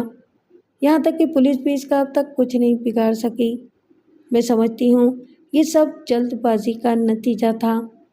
ہمیں قانون کی مدد لینے میں وقت ضائع کرنے کے بجائے اپنے زور بازو اور ذہنی حکمت عملی سے کام لینا ہوگا۔ ہم خود اپنے دشمنوں کے خلاف سینہ سپر ہو جائیں گے اور اپنے اوپر کیے گئے مظالم کا ایک ایک حساب لیں گے۔ شینا اتنا کہہ کر خاموش ہو گئی۔ اس کے لب و لہجے کی وہی کھن کرج اور وہی جوش ایک ہی اوت کر آیا تھا جس نے مجھے اس کا گرویدہ بنا دیا تھا۔ میں نے کہا، باجی، اگر آپ کے ذہن میں کوئی لائے عمل ہے تو بتائیں۔ جواباً شینا نے میری طرف دیکھ کر ایک پھیکی سی مسکراہٹ کے ساتھ کہا، کنجا، تم عارف خان کو صرف میرے بل بوتے پر بلیک میل نہیں کر سکتی کیونکہ تمہارے پاس اس کا کوئی ثبوت نہیں ہے۔ عارف خان کو بلیک میل کرنے کے لیے جو ترپ کے پتے ہیں وہ ہنوز اعجاز کے پاس محفوظ ہیں۔ میرا اشارہ ان تحریری اور تصویری دستاویز کی طرف ہے جو اعجاز کے قبضے میں ہیں، لیکن اب چونکہ میں اس کے شکنجے سے آزاد ہو چکی ہوں اس لیے وہ اس کے لیے بھی بیکار ہی ہیں۔ وہ اتنا کہہ کر خاموش ہو گئی۔ میری امیدوں پر اوس پڑ گئی۔ شینا کی بات مجھے درست ہی معلوم ہو رہی تھی۔ واقعی میرے پاس اس بات کا کوئی تحریری ثبوت نہیں تھا جس کے بل بوتے پر میں یہ دعویٰ کر کے عارف خان پر دباؤ ڈال سکتی کہ اس کے ماضی میں شینا کی ماں حاکم زادی سے ناجائز تعلقات تھے جس کی چلتی پھرتی ایک نشانی شینا تھی۔ میں یہ سوچ ہی رہی تھی کہ اچانک ایک خیال کے تحت میں نے شینا باجی سے کہا، باجی، کیا یہ ضروری نہیں کہ ہم اعجاز کھوڑوں سے وہ دستاویزی ثبوت حاصل کرنے کی کوشش کریں؟ ہاں، یہ ضروری ہے، شینا نے اچانک کہا۔ تو بس پھر ٹھیک ہے، ہمیں پہلے یہی کام سر انجام دینا چاہیے، میں نے حتمی لہجے میں کہا۔ شینا میری طرف دیکھ کر زیر لب مسکراتے ہوئے میری ٹھوڑی پر اپنی انگلی ٹکا کر بولی، لیکن ہمیں پہلے اس سے بھی زیادہ ضروری ایک کام کرنا ہے۔ وہ کیا؟ تمہاری محمد پریل کے پاس واپسی کا، انہوں نے کہا، اور میں جانے کیوں شرما سی گئی۔ پھر دوسرے ہی لمحے میرے چہرے پر سنجیدگی نمایاں ہو گئی۔ دراصل میں سوچ رہی تھی کہ اگر میں محمد پریل کے ساتھ رہنے بھی لگوں تو کیا میں اپنے دشمنوں سے انتقام لے سکوں گی؟ کیا انہیں کیفر کردار تک پہنچانے کی میری کوششیں مان تو نہیں پڑ جائیں گی؟ اور کیا وہ دشمن جو میری گھات میں بیٹھے ہیں وہ میرا پیچھا چھوڑ دیں گے؟ یہ وہ سوالات تھے جو میرے چہرے پر لکھے تھے، جنہیں شاید شینا باجی نے پڑھ لیا تھا۔ اس کا اظہار کیے بغیر وہ بڑے رسان سے بولی، کنجا، اب تمہیں جلدی یہ خوشخبری اپنے شوہر پریل کو خود جا کر دینی ہوگی۔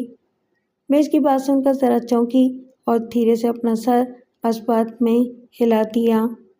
اگلی صبح میں تقریباً 11 بجے جاگی تھی۔ شینا مجھ سے پہلے جاگ چکی تھی مگر اس وقت کمرے میں نہیں تھی۔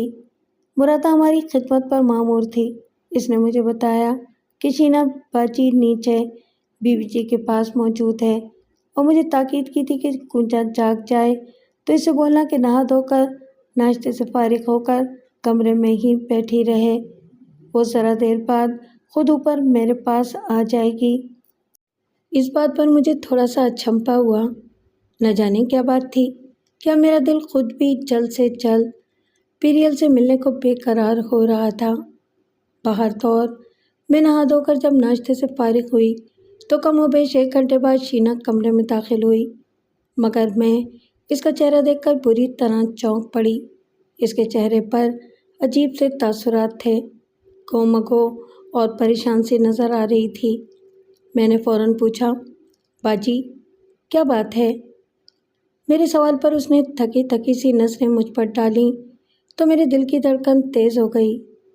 کنجا، محمد پریل کہیں چلا گیا ہے، اس نے دھیمی آواز میں بتایا تو مجھے اپنی کھوپڑی ہزاروں حصوں میں منقسم ہوتی محسوس ہوئی۔ کیا؟ کہاں چلا گیا وہ؟ پتہ نہیں، مگر تم فکر مت کرو، ہم اسے تلاش کر لیں گے، شینا نے تشفی آمیز انداز میں کہا۔ خود مجھے اس کی آواز دور سے آتی محسوس ہوئی تھی۔ باجی، وہ کہاں جا سکتا ہے؟ تمہیں کیسے پتہ چلا؟ مجھے آصوبی بی بی جی نے نیچے بلا کر بتایا تھا۔ بی بی جی نے پہلے کسی کو محمد پریل کے گھر بھیجا تھا۔ اس سے پتہ چلا تھا کہ پریل کافی روز ہوئے کسی کو بتائے بغیر کہیں چلا گیا ہے۔ وہ پہلے اپنی بہن کے پاس رہتا تھا، پھر وہ دوبارہ اپنے ماں باپ کے پاس رہنے لگا۔ تمہاری طرف سے وہ بہت دل برداشتہ ہو چکا تھا۔ اس کے بوڑھے ماں باپ اور بہنیں بھی اس کی طرف سے بہت پریشان ہیں۔ اسے بہت تلاش کیا گیا، لیکن شینا نے اتنا ہی بتایا تھا کہ میں سسک کر رو پڑی۔ شینا نے مجھے اپنے گلے سے لگا لیا۔ باجی، پریل کہاں چلا گیا آخر؟ وہ بیچارہ تو دیکھ بھی نہیں سکتا، نہ جانے کہاں در بدر کی ٹھوکریں کھا رہا ہوگا، میں نے گلوگیر لہجے میں باجی سے کہا۔ پریل کے لیے میرے دل میں ایک دن میں درد جاگ اٹھا تھا۔ دکھ اور اذیت کی تلوار میرے دل کو چیرے دے رہی تھی۔ شینا کے پاس مجھے دلاسا دینے کے سوا اور کیا تھا؟ وہ بھی غمزدہ سی ہو کر میرا شانہ تھپکتی رہی۔ وہ سارا دن میں نے اداسی اور غمزدگی میں گزارا۔ تقدیر بھی مجھ علم نصیب کے ساتھ جانے کیا مذاق کر رہی تھی۔ جب حالات کا متلاطم سمندر پرسکون ہونے لگتا تھا تو کوئی نہ کوئی طوفان اسے دوبارہ سپرد اضطراب کر دیتا ہے۔ اب جب کہ میرا دل اپنے محبوب شوہر محمد پریل کی طرف سے بالکل صاف ہو چکا تھا اور میں اس کے پاس جانے کے لیے بےتاب ہونے لگی تھی تو تقدیر نے پھر اسے مجھ سے دور کر ڈالا تھا۔ میری اداسی کو بھاپتے ہوئے بی بی جی اور شینا باجی نے یہ کام کیا کہ بڑی رازداری کے ساتھ میری بھابھی بھاگل اور ننھے منٹھار کو وہاں بلا لیا۔ بھابھی سے مل کر مجھے بڑی خوشی ہوئی۔ ہم دونوں کافی دیر تک گلے مل کر روتے رہے۔ منٹھار کو بھی میں نے خوب پیار کیا۔ میں نے محسوس کیا کہ بھابھی بھاگل کچھ پریشان سی تھی۔ میرے پوچھنے سے پہلے ہی اس نے اپنی پریشانی کی وجہ بتاتے ہوئے کہا، کنجا، تمہارے ہاتھوں کیا سائیں رکھیوں کا قتل ہوا تھا؟ بھابھی بھاگل کی بات سن کر میں بری طرح چونکی اور مجھے یاد آیا کہ جب پھورل خان نے مجھے زرعی فارم میں قید کیا تھا تو سائیں رکھیو وہاں آیا تھا، پر پھورل اور اس کے ساتھیوں کے بیچ ہماری جنگ ہوئی تھی جس میں بھورل کے 2 آدمی بھی مارے گئے تھے اور سائیں رکھیو بھی ان کی گولی کا نشانہ بن گیا تھا۔ حالانکہ وہ تو بیچارہ مجھے بھورل کی قید سے نجات دلانے کے لیے آیا تھا۔ میں سائیں رکھیو کو جانتی تھی، وہ بھابھی بھاگل کے باپ خالقو دھاڑیل کا خاص آدمی تھا، مگر مجھے بھابھی کی اس بات پر اچنبھا ہوا تھا کہ سائیں رکھیو کو میں نے قتل کیا تھا۔ اسے شدید غلط فہمی ہوئی تھی۔ جب میں نے اس روز کی ساری رویداد بھابھی کو بتائی تو وہ ذرا دیر کے لیے کسی سوچ میں مستغرق ہو گئی، پھر بولی، کنجا، اس کا مطلب ہے کہ بابا کو تمہاری طرف سے سخت غلط فہمی ہوئی ہے۔ وہ ایک روز میرے پاس آیا تھا اور شدید غصے میں تھا۔ اس کا خیال تھا کہ تو نے اپنے باپ کا انتقام لینے کی خاطر اس کے آدمی سائیں رکھیو کو قتل کر ڈالا ہے، کیونکہ سائیں رکھیو نے ایک روز پہلے میرے بابا کو یہ بات بتائی تھی کہ تم اس سے یعنی خالقو دھاڑیل سے ملنا چاہتی تھیں۔ بھابھی اتنا بتا کر خاموش ہو گئی۔ میں ساری بات سمجھ چکی تھی۔ خالقو دھاڑیل میری طرف سے غلط فہمی کا شکار ہو گیا تھا۔ میں نے بھابھی بھاگل سے کہا، بھابھی، میں نے تمہیں اصل بات بتا دی ہے کہ سائیں رکھیو بھورل خان کے ہاتھوں مارا گیا تھا۔ سائیں رکھیو بیچارہ تو میرا محسن تھا اور میں تو تمہارے بابا سے کسی اور ہی مقصد کے لیے ملنا چاہتی تھی۔ تمہیں معلوم ہی ہے کہ اس دھرتی پر میرے کتنے دشمن جمع ہو چکے ہیں، اس لیے میں تمہارے بابا سے اسی سلسلے میں ملنا چاہتی تھی، کیونکہ ایک وہی ایسا شخص ہے جو میرے دکھوں کو بہتر طور پر سمجھ سکتا ہے۔ بھابھی بھاگل کے چہرے سے کافی اطمینان جھلکنے لگا۔ پھر میں نے اس سے مزید کہا، بھابھی کیا ایسا نہیں ہو سکتا کہ تم مجھے اپنے بابا سے کسی طرح ملا دو؟ میں خود اس کے سامنے ساری حقیقت بیان کر دوں گی اور اس سے سائیں رکھو کی موت کا افسوس کرنے کے ساتھ ہی اس کا شکریہ ادا بھی کروں گی، کیونکہ میں اس کے ساتھ ہی سائیں رکھیوں کا احسان ساری زندگی نہیں بھلا سکتی۔ یہ شاید میرے لیے ممکن نہ ہوگا۔ تھوڑی دیر بعد کچھ سوچتے ہوئے بھابھی بھاگل نے کہا، ویسے کنجا تو فکر نہ کر، میرا بابا مجھ سے کبھی کبھار ملنے آتا رہتا ہے، میں خود ہی اسے ساری بات سمجھا دوں گی۔ بھابھی اتنا کہہ کر خاموش ہو گئی۔ اچانک میرے ذہن میں ایک خیال بجلی کی سرعت کے ساتھ کوندا۔ مجھے یاد تھا کہ جب میں انکل لال محمد کے گھر سے لوٹ رہی تھی تو وہ کسی ڈاکوؤں کے خطرناک گروہ کی سرکوبی کی مہم کے لیے روانہ ہونے والے تھے، جنہوں نے کچھ چینی انجینئروں کو اغوا کر لیا تھا، اور ان ڈاکوؤں کے گروپ کا تعلق خالقو دھاڑیل سے ہی تھا۔ خالقو دھاڑیل کا شمار ایک طرح سے اب میرے محسنوں میں ہوتا تھا، مگر میں انکل لال محمد سے بھی غداری نہیں کرنا چاہتی تھی، ورنہ میں بھابھی بھاگل کو باخبر کر دیتی۔ مگر پھر بھی میں نے اشارتاً بھابھی سے کہا، بھابھی تم اپنے بابا کو ذرا محتاط رہنے کی تلقین کر دینا۔ بس میں تمہیں ساری بات نہیں بتا سکتی، مگر اتنا غور سے سن لو، آج کل کچے کے علاقے میں فوجی آپریشن شروع ہونے والا ہے، اور تم اپنے بابا کو اپنے پاس آنے جانے سے بھی منع کر دو۔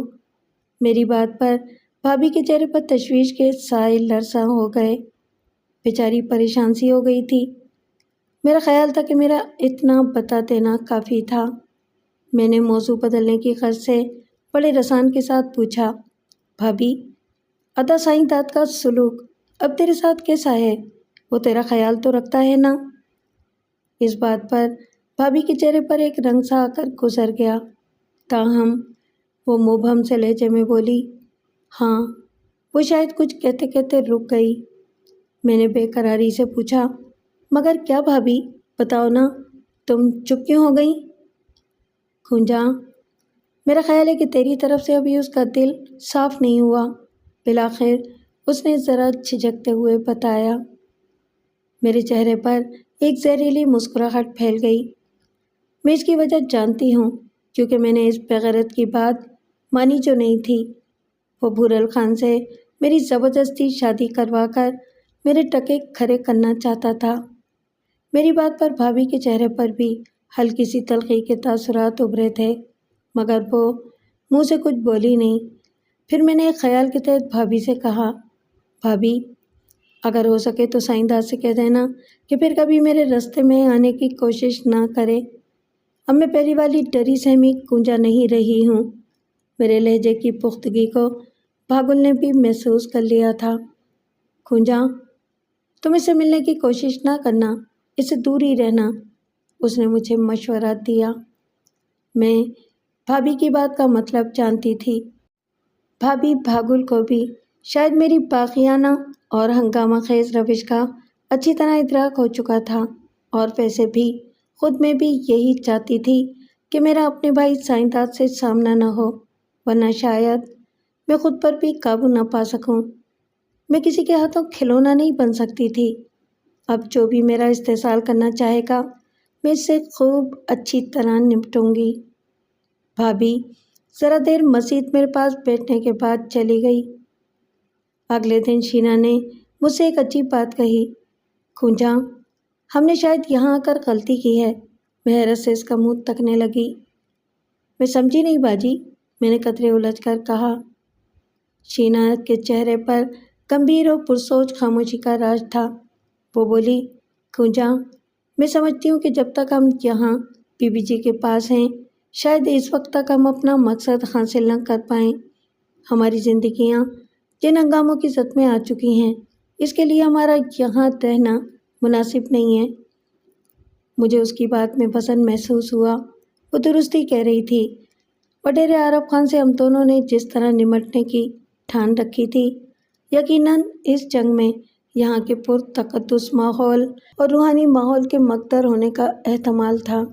اس لیے ہمارا عارف خان کے خلاف محاذرہ ہونے سے پہلے اپنے لیے کسی معقول ٹھکانے کا بندوبست کرنا ضروری تھا۔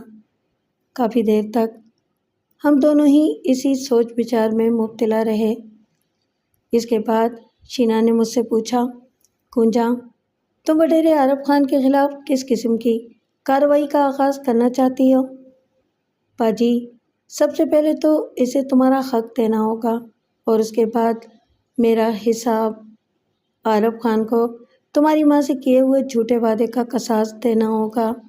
اپنے مال و جائیداد میں سے کچھ حصہ تمہارے نام کرنا ہوگا، پھر اس کے بعد اسے میرا حساب چکتا کرنا ہوگا۔ اسے تمہیں اپنا نام دینا ہوگا، ایک مقام اور شناخت دینی ہوگی۔ اگر وہ ایسا نہیں کرے گا تو اسے پھر میرے ہاتھوں مرنا ہوگا۔ میرے لہجے میں تلخی ابھر آئی تھی۔ کنجا، میں تمہارے خلوص کی قدر کرتی ہوں، لیکن جہاں تک میری شناخت کا تعلق ہے، میں ایسی شناخت یا ایسا نام اپنے نام کے ساتھ ہرگز بھی نہیں لگاؤں گی جو خود میرے لیے باعث شرم ہو۔ مجھے وڈیرے عارف خان سے شدید نفرت ہے۔ میری شناخت کے لیے میری ماں کا نام کافی ہے۔ مجھے اس نام پر فخر ہے اور تاعمر رہے گا۔ شینا باجی نے لمحے بھر کے توقف کے بعد اپنی بات جاری رکھی۔ اور رہی بات مال و جائیداد کی، مجھے اس کی بالکل طلب نہیں، خصوصاً وڈیرے عارف خان کے مال میں سے ایک پائی بھی میرے لیے حرام ہے۔ اتنا کہہ کر شینا خاموش ہو گئی۔ میں نے دیکھا کہ جوش اور غصے کی شدت سے اس کے چہرے پر لرزش طاری تھی۔ میں بھی کچھ نہ بولی۔ بالآخر طویل خاموشی کا میں نے ہی پردہ چاک کیا اور کہا، باجی، حساب تو عارف خان کو دینا ہی ہوگا، خواہ وہ اس کی جان کی صورت میں ہی کیوں نہ ہو۔ لیکن اگر وہ میری ایک بات مان لیتا ہے تو پھر شاید وہ میرے ہاتھوں کتے کی موت مرنے سے بچ جائے۔ میرے عجیب سے لہجے پر شینا باجی کے چہرے پر پرعزم مسکراہٹ ابھری اور وہ بھی وڈیرے عارف سے ادھار کھائے بیٹھی تھی۔ پھر پرجوش لہجے میں میری بات کی تائید کرتے ہوئے بولی، ہاں کنجا، تم درست کہتی ہو، اس کتے عارف خان کو میرا بھی تو حساب چکانا ہوگا۔ ویسے تمہارے ذہن میں کوئی لاہے عمل ہے تو بتاؤ مجھے۔ عارف خان نے ہمارے ساتھ زیادتی کی ہے، اس کی سزا اسے قانون نہیں دے سکتا۔ یہ کار خیر ہم دونوں نے ہی انجام دینا ہوگا۔ اس کے لیے کسی لاہے عمل کی ضرورت نہیں ہے۔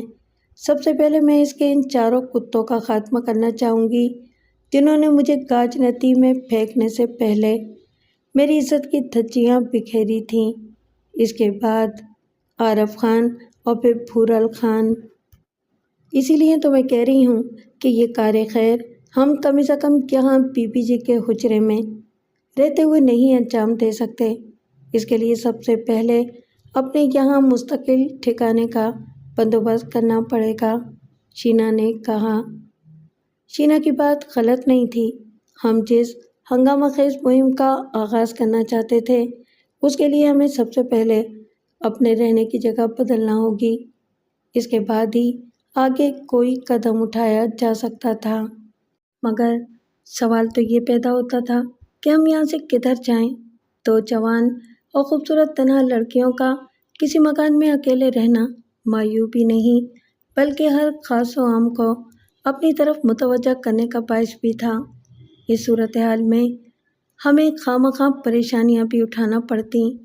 میں اور شینا باجی کافی دیر تک سر جوڑے اس مسئلے کا حل سوچتی رہیں، مگر کوئی ایسی تدبیر ہمیں سجھائی نہ دی جس کے تحت ہم بی بی جی کے حجرے سے الگ رہتے ہوئے وڈیرے عارف خان اور اس کے چاروں کارندوں کے خلاف کوئی حکمت عملی ترتیب دے سکیں۔ وہ دن بھی اسی سوچ بچار میں گزر گیا۔ پھر دوسرا دن بھی گزرا اور تیسرے دن بالآخر ہمیں ایک عجیب ڈرامائی انداز میں اس کا حل خود بخود ہی مل گیا۔ ہوا یوں کہ تیسرے روز شام میں بھابھی بھاگل میرے پاس آئی۔ وہ کافی پریشان اور گھبرائی ہوئی نظر آ رہی تھی۔ منٹھار اس کے ہمراہ نہیں تھا۔ اس کے چہرے سے صاف عیاں تھا کہ وہ خاصی عجلت میں تھی، مگر اس نے مجھے ایک چونکا دینے والی اطلاع دیتے ہوئے کہا، "کنچا، خدا کے واسطے تو یہاں سے کہیں اور چلی جا۔ وہ تیرے ادا کو تیرا پتہ چل گیا ہے کہ تو ادھر ہے۔" اتنا کہہ کر وہ ہانپنے لگی۔ شینا بھی وہاں موجود تھی۔ اس اطلاع پر اس کے ماتھے پر گہری تشویش کی لکیریں بھی پڑ گئیں۔ میں اس اطلاع پر ذرا بھی پریشان یا خوفزدہ نہ ہوئی، لہٰذا بے پرواہی سے کہا، "بھابھی، تو اس میں ڈرنے کی ایسی کون سی بات ہے؟ سائیں داد میرا کچھ نہیں بگاڑ سکتا۔ ویسے سائیں داد کو میری یہاں موجودگی کا پتہ کس طرح چلا؟" "منٹو کے منہ سے سنا تھا تیرے بھائی نے"، بھابھی نے بتایا۔ "تیرے ابا نے جب اسے مزید کریدا تو اس نے اپنی توتلی زبان میں سب کچھ بتا دیا۔" میرے چہرے پر نہ جانے کیوں یہ سن کر مسکراہٹ سی پھیل گئی۔ ننھا منٹھار اب کم از کم اتنا بڑا تو ہو گیا تھا کہ مجھے پہچاننے لگا تھا۔ میرے یہاں آنے کے بعد بھابھی بھاگل جب مجھ سے ملنے آئی تھی تو منٹھار نے مجھے پہچان لیا تھا، اور یقیناً اسی نے اپنی توتلی زبان سے میرا ذکر اپنے باپ یعنی سائیں داد کے سامنے کر دیا ہوگا۔ سائیں داد اتنا بھی بے عقل نہیں تھا۔ وہ فوراً سمجھ گیا ہوگا کہ میں لازماً بی بی جی کے حجرے میں ہوں اور بھاگل مجھ سے مل چکی ہے۔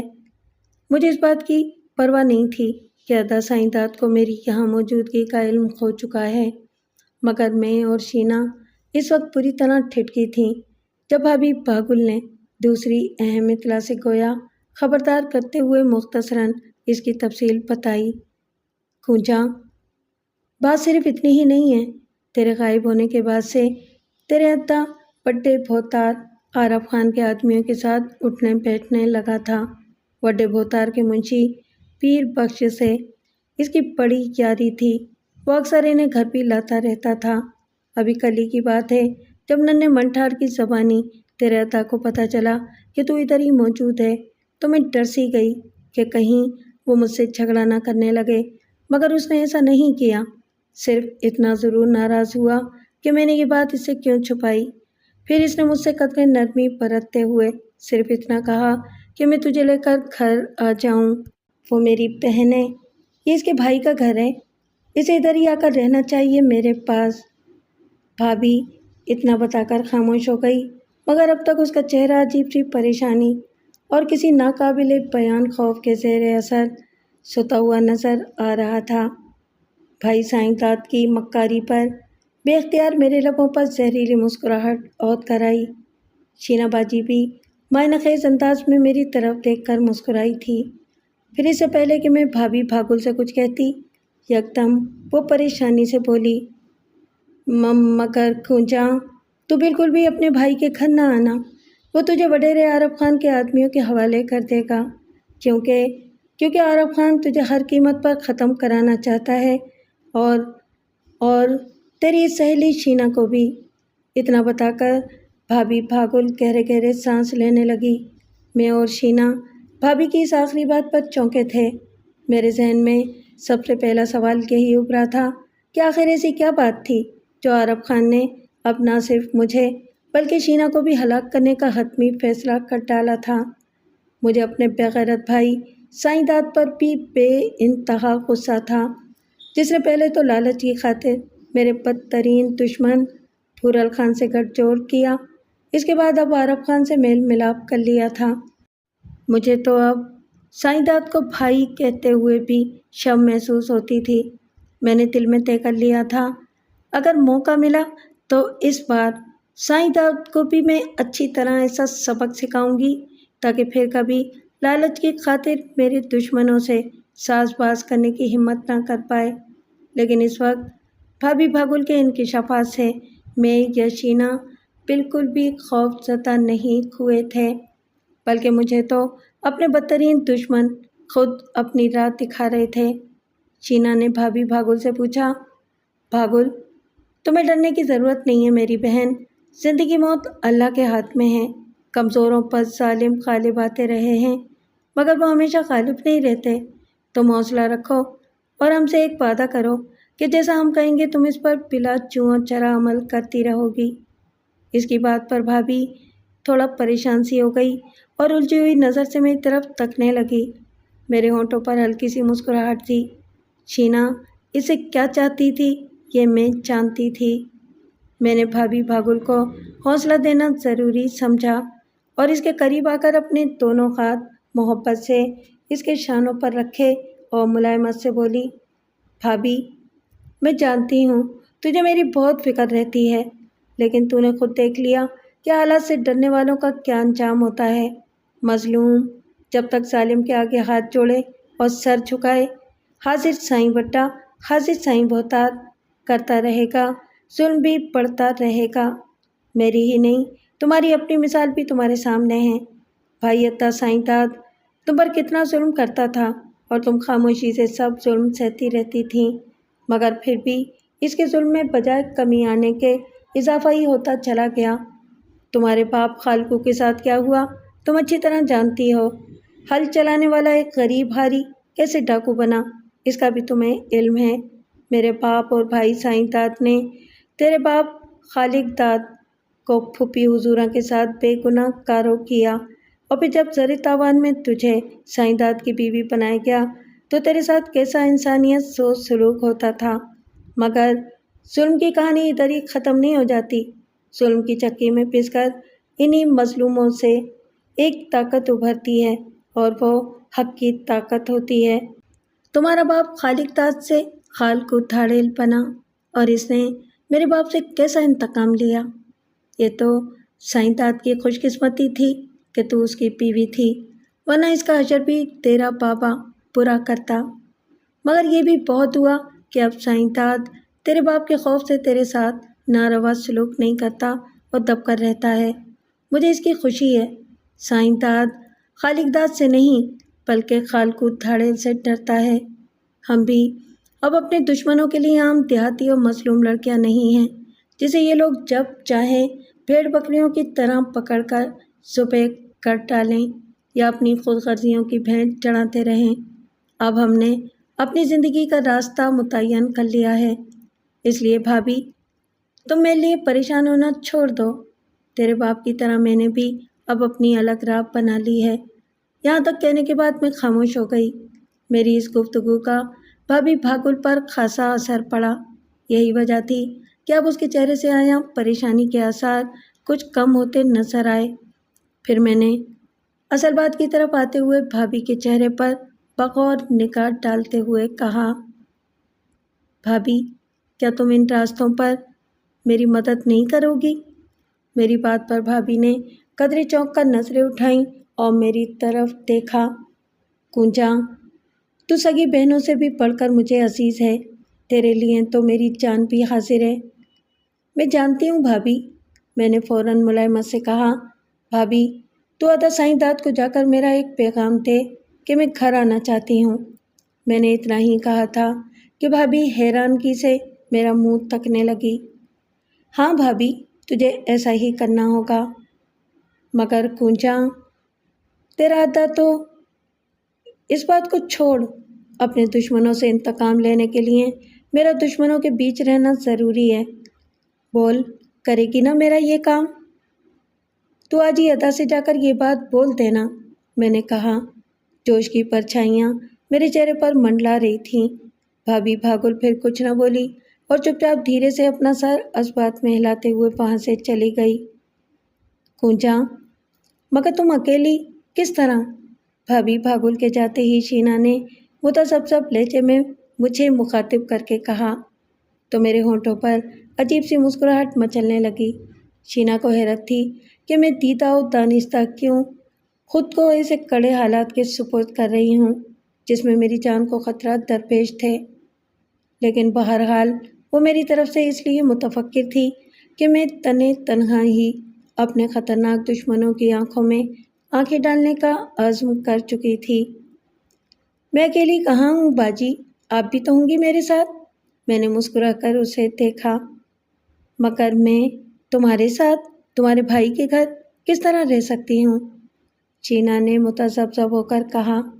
سائیں کی آنکھوں میں اس وقت لالچ اور حرص کی پٹی بندھی ہوئی ہے۔ اس کے لیے کیا یہ خوشی کی بات نہیں ہوگی کہ اس کے چال میں ایک نہیں بلکہ 2 شکار پھنسنے کو آ رہے ہیں؟ میری زمائنی بات پر شینا مسکراتے ہوئے اس بات میں سر ہلانے لگی۔ شینا میرا مطلب بخوبی سمجھ گئی تھی۔ اپنے بدترین دشمنوں کے خلاف ایک نئی حکمت عملی اور لاہ عمل خود بخود ہی میرے سامنے واضح ہونے لگا تھا۔ بھابھی بھاگل کی زبانی میں نے اور شینا نے وڈیرے عارف خان کی پلاننگ کے بارے میں جان لیا تھا۔ اس سے بدخصلت وڈیرے عارف خان کے خطرناک عزائم کھل کر اب سامنے آ چکے تھے۔ اس کے لیے اس نے میرے بغیرت اور لالچی بھائی سائیں کو استعمال کیا تھا، کیونکہ وہ جانتا تھا کہ سائیں بھی میری جان کے درپے تھا اور اس سے زیادہ بہتر انداز میں یہ کام کوئی اور انجام نہیں دے سکتا تھا۔ رہی بات شینا کی، اس کے سلسلے میں عارف خان نے ہو سکتا ہے اپنے کسی کارندے کو مقرر کر دیا ہو، کیونکہ عارف خان کو شاید ابھی تک یہ بات معلوم نہ تھی کہ شینا نہ صرف اعجاز کھوڑوں کی قید سے آزاد ہو چکی تھی بلکہ اب میرے ساتھ ہی بی بی جی کی حویلی میں موجود تھی۔ لیکن مجھے اس بات کا بھی شک ہو چلا تھا، کیا ہو سکتا ہے سائیں نے کسی خفیہ ذریعے سے شینا کے متعلق بھی معلوم کر لیا ہو۔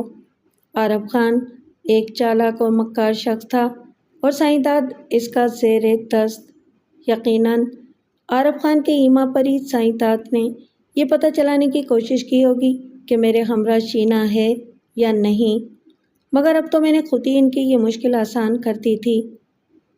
اب تمہارا بھائی سائیں اور وڈیرا عارف خان ہمیں ترنے والا سمجھ کر اپنے دانت تیز کر رہے ہوں گے اور اپنی اس اچانک ڈرامائی کامیابی پر نازاں بھی ہوں گے۔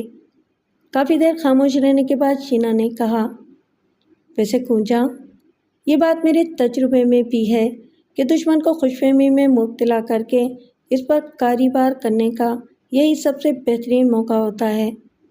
ویسے ایک بات سمجھ میں نہیں آئی کہ اگر عارف خان کو تمہاری یہاں گوٹ میں موجودگی کا علم ہو چکا تھا تو پھر اسے اصولاً تم سے خفیہ رابطہ کرنا چاہیے تھا، جیسا کہ بقول تمہارے پہلے اس نے ایسا کیا تھا جب اعجاز کھوڑوں نے مجھے طوطا خان کی حویلی میں قید کروایا ہوا تھا، تو تم سے ایک خفیہ معاہدے کے دوران میں یہ کہا تھا کہ اگر تم کسی طرح مجھے اعجاز کھوڑوں کے شکنجے سے آزاد کروا کے اس کے سامنے حاضر کر دو تو شاید تمہاری جاں بخشی کے بارے میں سوچے۔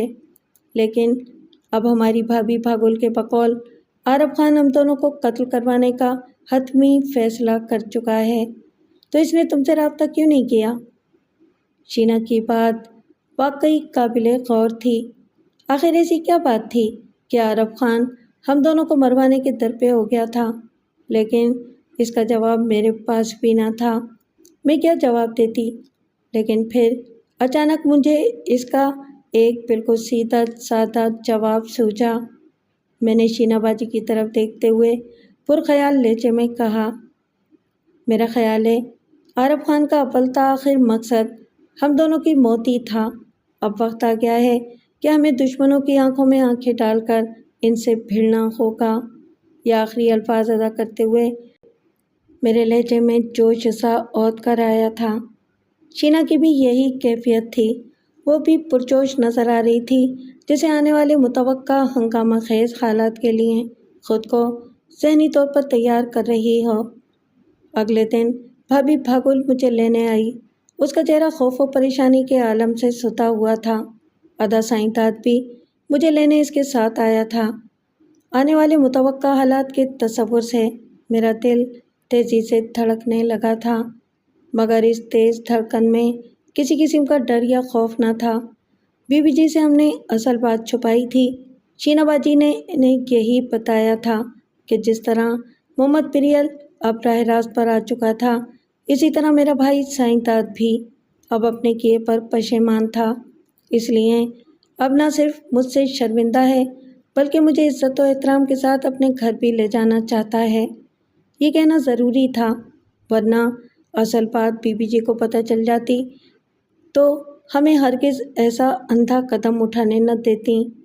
باہر طور میں نے اور شینا باجی نے جانے کی تیاریاں شروع کر دیں۔ میرا سامان مختصر ہی تھا، چند جوڑے کپڑوں اور تھوڑی نقدی، البتہ ٹوٹو پسٹل ہم دونوں نے اپنے لباس میں چھپا لیے تھے۔ بی بی جی کو خدا حافظ کہہ کر جب ہم دونوں برقع اوڑھے باہر نکلے تو سامنے سائیں داد ایک بیل گاڑی میں بیٹھا ہمارا انتظار کر رہا تھا۔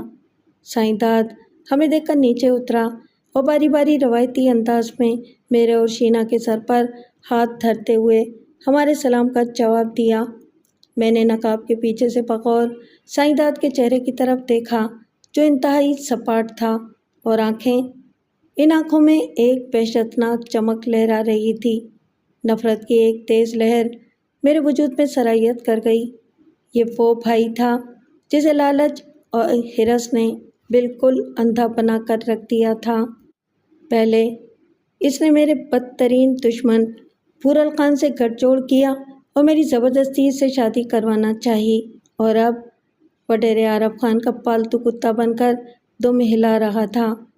مجھے اب سائیں داد سے ذرا بھی خوف محسوس نہیں ہو رہا تھا، کیونکہ مجھے معلوم تھا یہ کینچلی اس نے اپنے مطلب کی خاطر بدل رکھی ہے اور موقع ملتے ہی اپنی اصلیت دکھانے میں دیر نہیں کرے گا۔ بے شک میں نے اور شینا نے ایک خطرناک قدم اٹھایا تھا، ہمیں جان کے لالے بھی پڑ سکتے تھے۔ مجھے اگر بھابھی بھاگل کا خیال نہ ہوتا تو میں اسی وقت بھائی کو بھی اچھی طرح مزہ چکھا دیتی۔ ہماری کوشش یہی تھی کہ موقع ملتے ہی آگ بن کر اپنے دشمنوں پر برس پڑیں۔ دشمن سے اب نمٹنے کا یہی طریقہ ہمارے پاس بچا تھا، وگرنہ قانون تو وڈیرے عارف خان اور اعجاز کھوڑو جیسے بدگماشوں کے آگے پانی بھرتا تھا۔ دل و دماغ میں ایک جوش اور خیز کا لاوا سموئے ہوئے میں اور شینا بیل گاڑی میں سوار ہو گئے۔ بھابھی بھاگل بھی پریشان چہرے کے ساتھ آ بیٹھی۔ اس کے چہرے پر اب پریشانی کے ساتھ ساتھ خوف و ہراس بھی عیاں تھا۔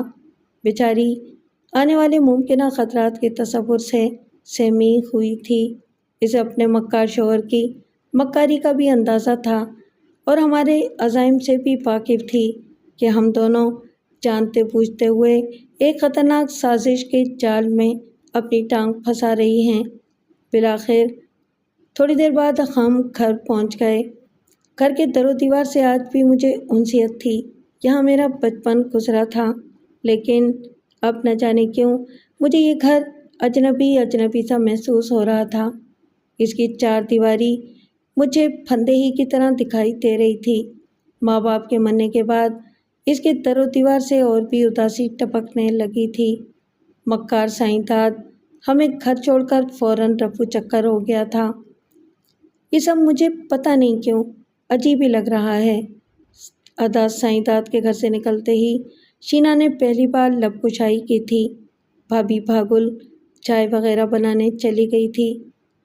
تمہارا کیا خیال ہے کنجا، اس بھیانک کھیل کی ابتدا ابھی سے ہی ہونے والی ہے جس کی توقع لے کر ہم یہاں آئے ہیں؟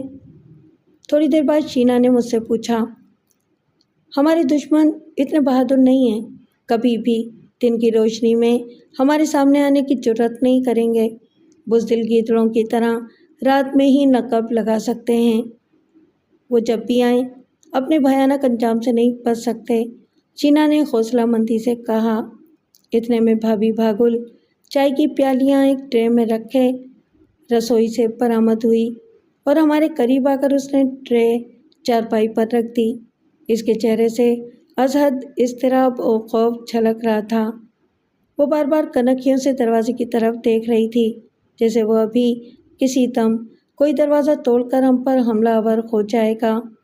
شینا اور میں نے بھابھی بھاگل کی اضطرابی اور سراسیمہ کیفیت ایک ہی نظر میں بھانپ لی تھی، لہٰذا میں نے چائے کی پیالی ٹرے سے اٹھانے کے بعد بھابھی سے پوچھا، بھابھی تم تو بہادر عورت ہو، پھر یہ تمہارے چہرے پر پریشانی کیسی؟ پتہ نہیں کیوں میرا دل گھبرا رہا ہے۔ بھابھی بھاگل کے لہجے میں انتشار کی سی کیفیت تھی۔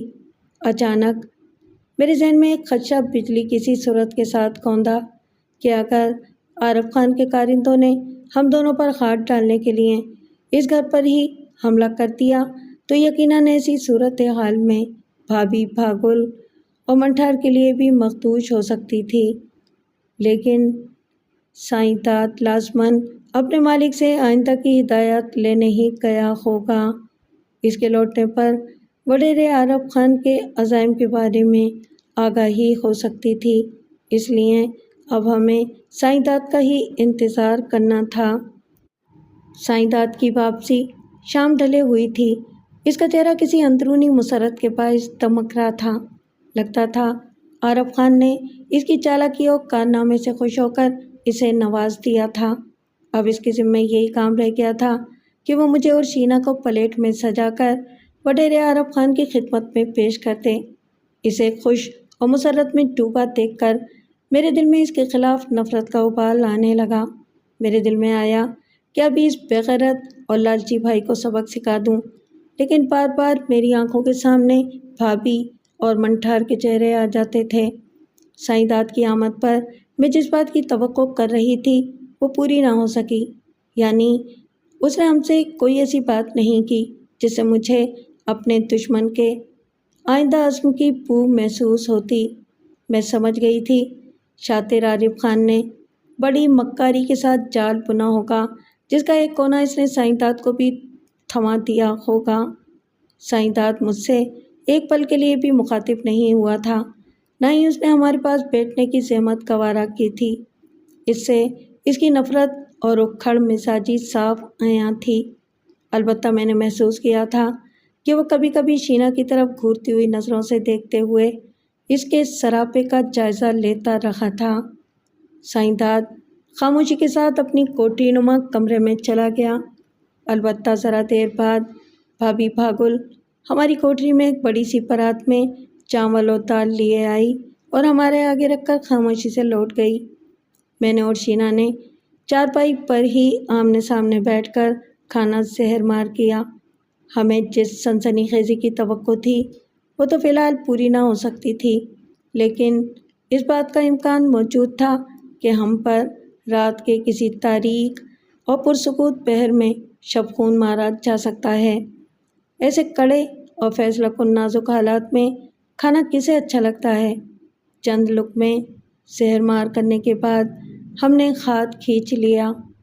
رات سر پر آ چکی تھی اور اب باہر ٹھٹرتی رات دبے پاؤں سرک رہی تھی۔ کمرے میں بھی کافی سردی محسوس ہو رہی تھی۔ بھابھی نے ایک انگیٹھی پہلے ہی کمرے کے وسط میں رکھ دی تھی، جس کی حدت سے کوٹھی کی محدود فضا کافی گرم اور سکون بخش ہو چکی تھی۔ اس کا مطلب ہے عارف خان اب کی بار کوئی گہری چال چلنا چاہ رہا ہے۔ کمرے کی پرسکوت فضا میں شینا کی دھیمی آواز سرسرائی۔ ہاں، میں نے تائیدی انداز میں اپنا سر ہلایا۔ میرا تو پہلے یہی خیال تھا کہ عارف خان کسی طریقے سے سائیں کے ذریعے مجھے حویلی یا اپنی اوطاق میں بلانے کی کوشش کرے گا، لیکن اب لگتا یہی ہے کہ وہ رات کی تاریکی میں اپنے مذموم مقاصد کی تکمیل کرنے کی بزدلانہ کوشش کرے گا۔ اور شینا نے بھویں اچکاتے ہوئے مجھے دیکھا۔ کوئی بعید نہیں کہ عارف خان نے ہمیں اگلے جہان پہنچانے کی ذمہ داری اس بار اپنے آدمیوں کی بجائے صرف سائیں کے ہی سپرد کر رکھی ہو۔ شینا کی بات پر مجھے جھٹکا سا لگا۔ اس پہلو پر میں نے غور کیا ہی نہیں تھا۔ اب اس امکان کو بھی مد نظر رکھنے کی ضرورت تھی۔ ہمیں بہرحال چوکس رہنے کی ضرورت ہے، اپنے سائے سے بھی۔ میں نے چند ثانیے بعد کہا، آج کی رات کچھ بھی ہو سکتا تھا۔ میں جانتی تھی عارف خان اب ہمیں زیادہ ڈھیل دینے کا رسک نہیں لے سکتا ہے۔ وہ جلد سے جلد ہمارا قصہ پاک کرنا چاہتا تھا۔ کم از کم قرائن سے تو یہی بات ظاہر ہوتی تھی، لیکن ہم دونوں نے اس سے پہلے ہی عارف خان کو اگلی جہاں پہنچانے کا عزم باندھ لیا تھا۔ اس لیے ہم نے پہلے سے ہی یہ حکمت عملی تیار کر لی تھی کہ آج کی رات خود اپنے جال میں آئے ہوئے شکار پر جھپٹنے کے لیے ہمیں گھات لگا کر چوکس بیٹھنا پڑے گا۔ اگر ایسی کوئی بات ظاہر نہ ہوئی تو فوراً ہم دونوں کو خود ہی حرکت میں آنا ہوگا۔ دونوں صورتوں میں ہم نے آج ہی عارف خان کی حویلی کی طرف پیش قدمی کی منصوبہ بندی کر رکھی تھی۔ ہو سکتا ہے اس کے بعد سائیں کے چہرے سے بھی نقاب اتر جاتا اور وہ اپنی اصلیت ظاہر کر دیتا۔ ہم نے سوچ رکھا تھا کہ اپنا کام کرتے ہی فوراً شہر کی طرف کوچ کر جائیں گے۔ اندیشوں سے لبریز رات جس قدر گہری ہو رہی تھی، اتنا ہی ہماری رگوں میں خون کی گردش تیز ہونے لگی تھی۔ ہمیں عارف خان کی طرف سے یا سائیں کی طرف سے کسی بزدلانہ کارروائی کا انتظار تھا، لیکن ہماری تیاریاں مکمل تھیں۔ دماغ بیدار تھے اور دل عزم و حوصلے سے پرجوش تھا۔ باہر سین میں ذرا بھی آواز ابھرتی تو ہم دونوں چونک جاتے۔ ایسے میں اور شینا گائے بگائے اپنی کوٹری کے بند دروازے کی جھری سے باہر نیم تاریک سین میں بھی جھانکتے رہے۔ تاروں بھرے آسمان پر بادل کا ایک ٹکڑا بھی نہیں تھا۔ چاند کی تلسماتی روشنی بھی ٹھٹرتی ہوئی محسوس ہو رہی تھی۔ ہم نے اپنے دروازے کی کنڈی اندر سے چڑھا رکھی تھی۔ جب کافی دیر ہو گئی اور کسی قسم کی کوئی مشکوک نقل و حرکت ہمیں محسوس نہ ہوئی تو بالآخر ہم نے کیل کاٹوں سے لیس ہو کر خود ہی عارف خان کی حویلی کی طرف جانے کا قصد کیا۔ ہم دونوں نے اپنے لباسوں میں 2 عدد چاقو بھی چھپا رکھے تھے۔ ابھی ہم نے خاموشی کے ساتھ باہر نکلنے کا ارادہ کیا ہی تھا کہ ایک آواز پر ہمارے کان کھڑے ہو گئے۔ ہماری کوٹری میں صرف ایک لالٹین روشن تھی۔ کسی خیال کے تحت میں نے فوراً اس کی لو دھیمی کر دی، پھر جلدی سے دروازے کی جھری سے آنکھ چپکا دی۔ ایسی ایک دوسری جھری سے شینا نے بھی وہی کام کیا۔ باہر سین میں ٹھنڈی چاندنی پھیلی ہوئی تھی۔ وہاں 3 انسانی ہیولے چوروکے سے انداز میں سر جوڑے آپس میں کچھ خسر پسر کر رہے تھے۔ ایک ہیولے کو اس کے ڈیل ڈول کی وجہ سے میں نے فوراً پہچان لیا۔ وہ سائیں تھا۔ باقی 2 اجنبی تھے۔ انہوں نے اجرکوں کی بکل مار رکھی تھی۔ میرے سینے میں سانسیں گھٹنے لگی تھیں۔ شینا کی بھی یہی حالت تھی۔ اگرچہ دشمنوں کے خلاف ہماری حکمت عملی بظاہر سادہ سی تھی، یعنی دشمنوں کو یہ باور کرانا کہ ان کے شکار ہنیوں کے مانند خود ان کے جال میں پھنسی ہیں، مگر در حقیقت ایسا تھا نہیں۔ دشمن کو ڈاج دینے کے لیے یہ پالیسی سود مند اور فوری نتائج ظاہر کر سکتی تھی، اس لیے کہ دشمن ہمیں کمزور اور بے وقوف جان کر طاقت کے زوم میں ہماری طرف پیش قدمی کرے گا اور ہمیں غفلت میں جان کر حملہ کرنے کی کوشش کرے گا اور اسی غلط فہمی میں مار کھا جائے گا۔ میری جھری کے ساتھ چپکی ہوئی آنکھ ان 2 اجنبی افراد کے چہرے پہچاننے کی صحیح میں مصروف تھی، جو یقیناً عارف خان کے ہی گماشتے تھے اور سائیں کے ساتھ مل کر شکار پر جھپٹنے کی پلاننگ کر رہے تھے۔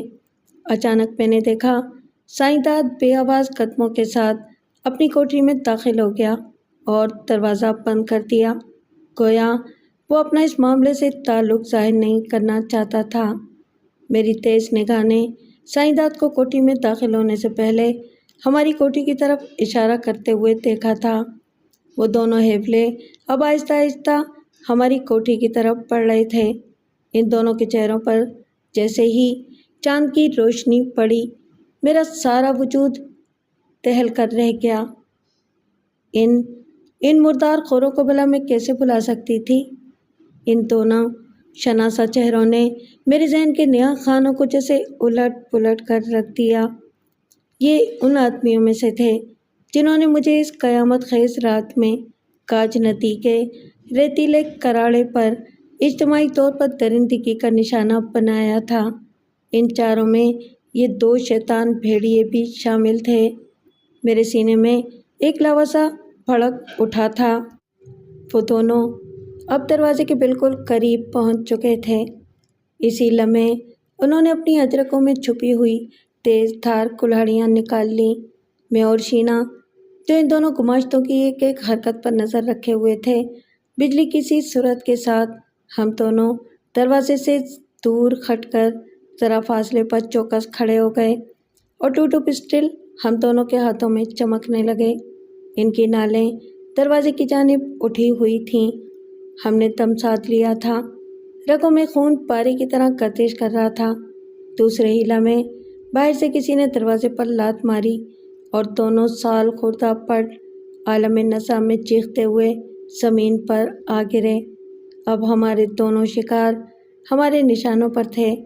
ہم نے کوشش یہی کی تھی کہ ہمارے اور ان دونوں شیطانوں کے درمیان فاصلہ کم سے کم ہو، کیونکہ ہمارے ہاتھوں میں جو لیڈیز طرز کے پسٹل تھے ان کی رینج زیادہ دور تک نہ تھی۔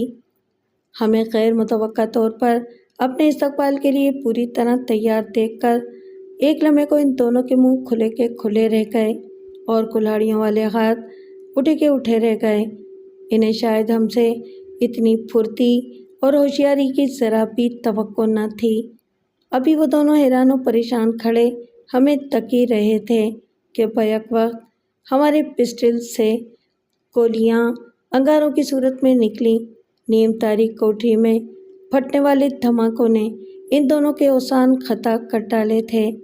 ایک سیکنڈ کے 1000ویں حصے میں انہوں نے یہ دیکھا تھا کہ برق رفتار انگارے ان کی پیشانیوں کی طرف لپک رہے تھے، جو کھوپڑیوں کی ہڈیاں توڑتے ہوئے مغز میں جا گھسے۔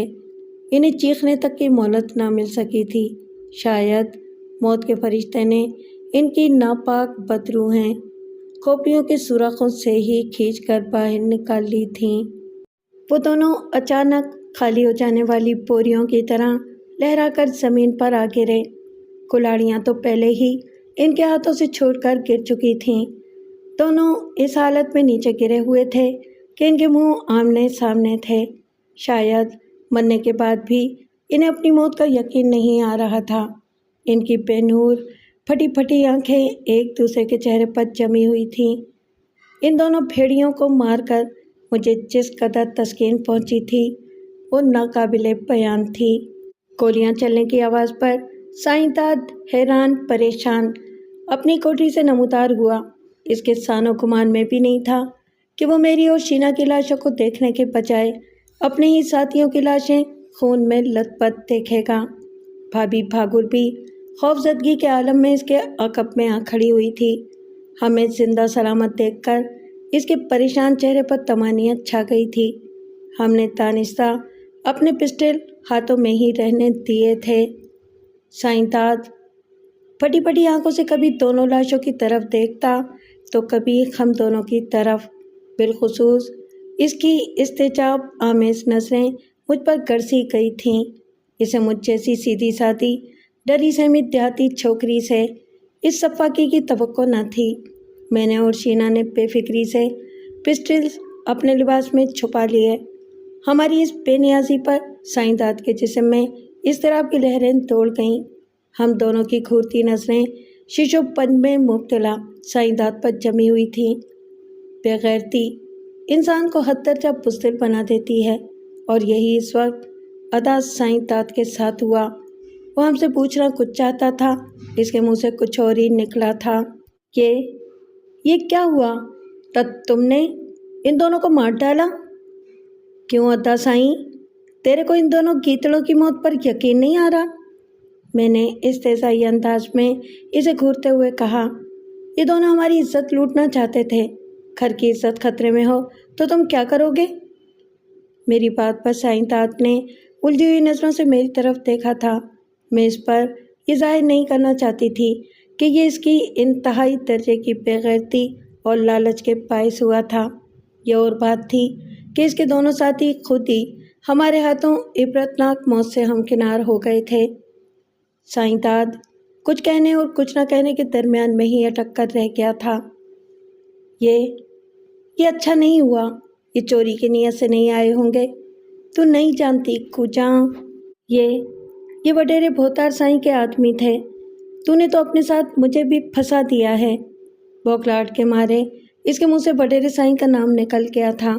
صاف ظاہر تھا کہ اسے ہماری عزت سے زیادہ اپنے مالک وڈیرے عارف خان کی طرف سے فکر لاحق ہو گئی تھی، جس کے 2 کارندے اس کے گھر میں مارے گئے تھے۔ کمال ہے ادا، یہ دونوں شیطان رات کے اس پہر چوروں کی طرح ہمارے گھر میں گھس کر ہم دونوں کی عزت پر حملہ کرنا چاہتے تھے، اور تم بجائے خوش ہونے اور ان دونوں شیطانوں کی لاشوں پر تھوکنے کے الٹا اس بات پر پریشان ہو رہے ہو کہ یہ دونوں بڑے بھوتار کے آدمی تھے۔ چلو میں تو تمہاری بہن نہیں ہوں مگر کنجا تو تمہاری ہی سگی بہن ہے۔ بکواس بند کرو اپنی۔ شینا کی چپتی ہوئی بات پر سائیں داد غصے سے چلایا۔ اسے غالباً بخوبی اس بات کا اندازہ ہو گیا تھا کہ میں اب وہ نہیں رہی تھی جو پہلے کبھی تھی۔ سائیں داد اس صورتحال سے خاصا پریشان ہو گیا تھا۔ کوئی بعید نہیں تھی کہ اسے اب عارف خان کے عتاب کا بھی نشانہ بننا پڑتا، کیونکہ اس کی غلطی کی وجہ سے ہی عارف خان کو اپنے 2 کارندوں سے ہاتھ دھونا پڑے تھے۔ سائیں داد کی پراسرار خاموشی اور اپنی طرف گھورتی ہوئی نظروں نے مجھے محتاط کر دیا تھا۔